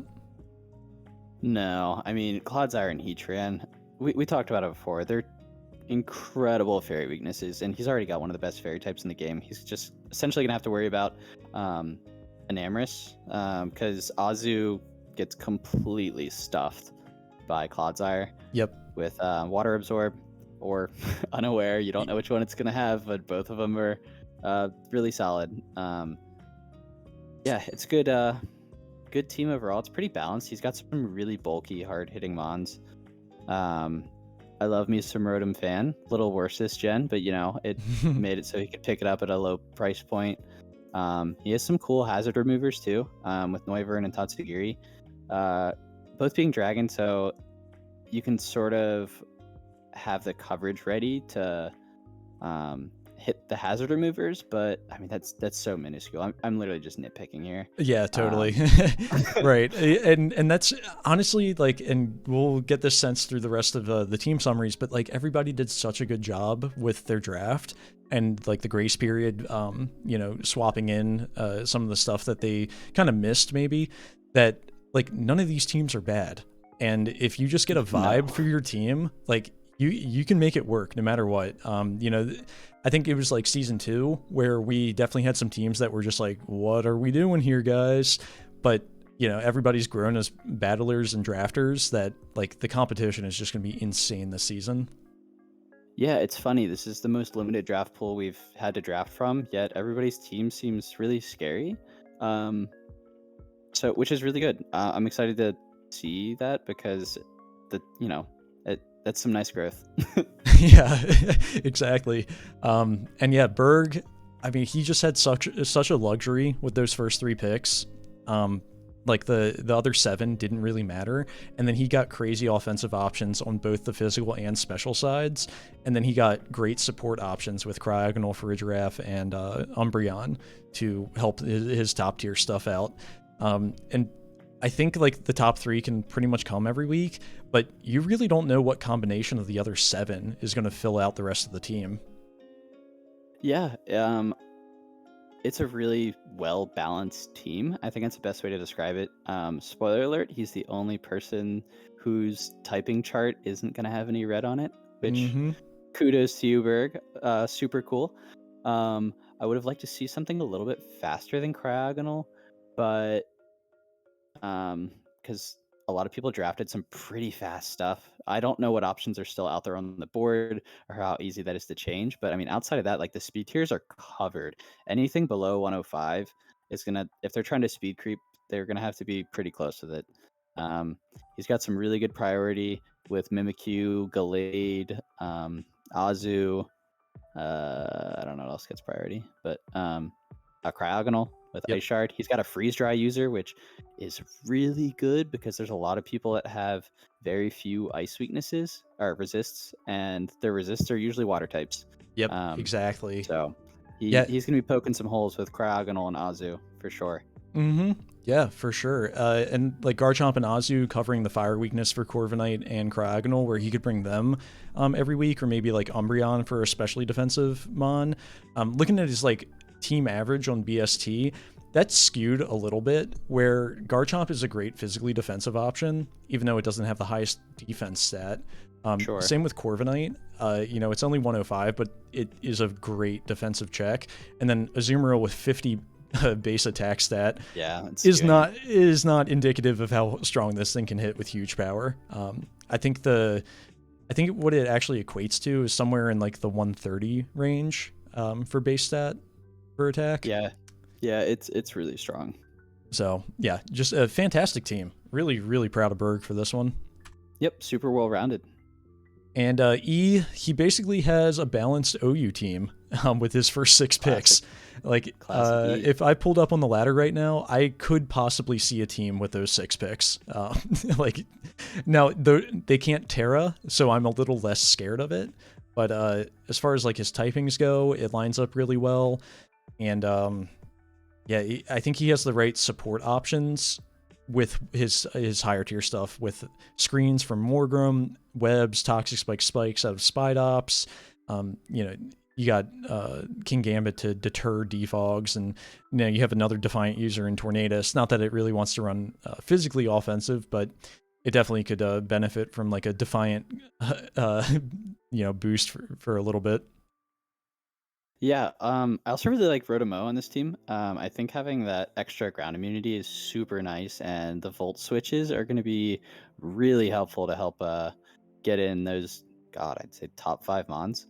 Yeah, right. um, Plus it's Terror going to pair Captain super Torn. well. Yeah, and you have a few Will Whispers here, which is super good. Just make those mons even more bulky. Um, yeah, I mean he's got some really strong stuff. Classic E, just drafting good stuff at the top. It sort of runs the same kind of issue with Cordell's team, where you probably just want to bring the top 6 like every week and be fine. Like without looking at your matchup, you're like, yeah, this is fine. Right. Um, um, but yeah, I like how he went with the support options on his last 3 picks. I think that's really cool. Morgrim and Spidops really allowed him to just go heavy on the point spending on his first 8, I guess 7 picks, which helped him out. They're 2-point mons that you have to prep for. So That's all you can ask for. Yeah, exactly. good picks for sure. All right, Dodge's team. You took 3 out of my team from the Boomer League, which is always a good call. That team's been working well, so he told me he didn't do that on purpose, but whatever. I'll say you were watching the videos anyway. But yeah, I like Dodge's team a lot. I think Iron Thorns as a Terra Captain is so much fun, especially behind screens. Like, come on, man. That thing can just DD up with like loaded dice and just win. You have so many things to prep for on this team. Yeah, I think he could have benefited from a dragon type, just to get those extra fire, water, and electric resistances. I think that would have been pretty solid for him. But I mean, Iron Thorns can always just tear into it. Right. Volcanion, crazy water type. It's going to be really hard to wall both Rotom and Volcanion. You can just run offensive on them both in a matchup, and it's going to be tough to stop both of them. Yeah, you'll run out of your special water resist pretty quick between the two of them, especially since it's fire and electric as their secondary typings. You got the fire to check like the grass types and whatever, and then you have the electric to check the water types that might be trying to switch in. Yeah, definitely. And I've been ragging on speed tiers this whole time, but dodges are pretty pretty balanced. Very good spread. Yeah, and not to mention you have Ditto, which sort of is just a wild card. So you always have to account for the Scarfer, which makes it hard. So yeah, he's got a really cool spread of speed tiers, which is awesome. Yeah, good mon, and he can go in and out of Trick Room, which is cool. You could run like a super bulky Volcanion, since there's a lot of really fast teams, and just run Volcanion in Trick Room, which normally wouldn't work, but there's some really fast teams, so I think he could pull it off. Yeah, right. Ursaluna and Volcanion and Trick Room are just like total demons. And actually, it's crazy looking at his team average stats that they're still so high having a Ditto on his team, which never is going to be 48 base across, but like he still has 96 average attack, which like that's ridiculous. Yeah, having 2 mons with over 130 attack is really hard to wall. It's going to be really scary going up against Ursaluna and Iron Thorns. Yeah, and you can even go offensive Grimmsnarl. It's going to hit plenty hard. Yeah, I think Parting Shot and Volt Switch are really going to help him out. Yeah. Oh yeah, totally. Okay, I love Graham's team. The first 3 picks, kind of the same thing with Berg, where you kind of have the luxury afterwards to just kind of go wherever. He has such... I'm surprised the special attack only averages to 101. It just felt like everything he was picking up had like the most outrageous special attack ever. You can even run like Diancie offensive, base 100 attack and special attack. Just a really fun team. He's got a lot of momentum options. I don't know if he has screens. I don't know if Diancie gets that. But I think screens would be really cool for like Dragon Dance Flapple, Filet-Away Veluza. He might. I don't know he at least has like light screen on a mon or reflect on another mon if they don't have like dual screens. Something's gotta have it. Yeah, but there's a lot to prep for on this team. And the toxic spikes from Quillfish to pair with you have rocks from Diancie and Cleavor, and Golden Go is just going to keep them up. That lines up pretty well too. Especially with Typhlosion. With its move we were talking about earlier, really just compounds that. Quillfish is really cool. I've actually gotten bodied by it quite a few times before. Somebody used just a normal Quillfish as my Thunderous Theory encounter, which sounds insane, but it worked, and it screwed me. And Hisuian Quillfish has an even cooler typing. So it's going to be a really strong mon for him. I think he can run it really well. It can go a Violate now, so it's even bulkier. And yeah, I think another cool thing about it is, we talked about how offensive Joe's team was, but the average special attack and attack on Graham's team is even higher because he has so many things that can go mixed. Like Landorus, Thundurus, and Hydreigon all have high attack stats and special attack, which is super annoying. Yeah, right. He could run like a Dragon Dance Hydreigon 1 week and be totally fine with that. And Diancie too. Diancie's also good at going mixed. For sure. Yeah, and body press off of 150 defense. That's gonna hit hard too. Yeah. So yeah, not as fast, which might make the all-out offense a little bit tough, but there's so many mons in here that can run a Scarf, so yeah, should be fine. And plenty of setup options too with Fillet Away, Dragon Dance, Agility, Cleavor. Like, yeah, I think he's gonna be okay with that. Yeah. All right, and here's your team. How you feeling about it? Pretty good. I initially only wanted to make one change, and when I made that one change, it snowballed into 5 because the team I had made was really supporting all the other pieces, and to fix that one change I needed to make, it changed my entire team. But I think it's in a pretty good spot now. Having Tauros and Karkle as my Terra captains seems pretty fun. Tauros has a ton of coverage, and it has bulk up, it has priority. Since it has so much coverage, it can really Terra into a bunch of different types, which is nice. I don't have an electric type, and it gets wild charge, so I can use it as an electric type 1 week. Has Intimidate, which helps out defensively. I have a lot of already pretty defensive mons, but helps to have Intimidate as well. Yeah, you really rounded up on the back end from like Uxie down, the defense issue that you were kind of having with your first 3 or 4 picks, just because like Scissor doesn't have Roost anymore. But yeah, physically defensive in Karkle, Donphan, Tauros with Intimidate, especially defensive Florges and Gudra. Uxie can go either way any week. As we see off the base stats, 130 in both defense and special defense.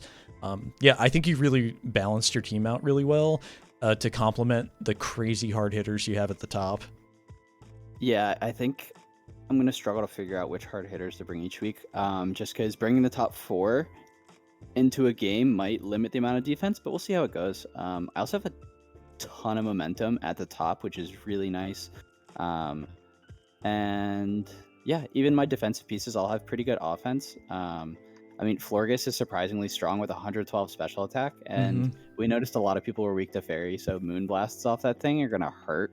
Yeah. And then Gudra is, a staple. I love using that thing, so should be pretty good. I also have quite a bit of removal with 2 really good Rapid Spinners and a Defogger and Scizor, and a ton of hazards too, so I think that'll be pretty exciting. Yeah, you definitely have 2 of the better spinners in the league. Yeah, I think you're going to be able to facilitate your momentum through them pretty well. Yeah, the only thing I really lack is like a good setup option, but we'll figure it out. Yeah, might not need it. Especially with Ditto being in the league. So, yeah, and I like my team. I kind of just went off of vibes this draft. I knew I wanted to cover certain weaknesses and draft mons that I wanted to use, and I think I came up with a pretty balanced team. It definitely leans a little bit more specially offensive, but mons like Zoroark and Iron Jugulus, I can run them physically offensive if I need to. For no reason at all, Hatterene has 90 base attack. I don't know who thought that was a good idea, but I could potentially catch a special wall off guard with that 1 week. Sucker Punches and Aqua Jet off of Inteleon. That gets screens as well. I can run that max speed timid, and it's so fast that it's basically like a prankster at that point anyway. And then screens plus Shed Tail, we know how good that is from OU. I might be able to get Oricorio or Jugulus or Urshifu or something behind that and kind of blow some stuff up. And I'm really proud of how I covered my weaknesses. I'm pretty notorious for leaving a wide open hole and, being slightly weak to water, mostly from a 4 times weakness to Arcanine, and then Oricorio being fire type in there, yeah. I was going to say the Oricorio thing sort of skews it because you could have just switched the typing on it and it probably doesn't look as bad. You might have had no red in there as well. Also, I accidentally messed up the image. You don't have Hydreigon, you have Iron Jugulus, so it has 108 speed, which is a really cool speed tier. Yeah. Super good Mon. We talked about Jugulus supporting Glow-King like insanely well.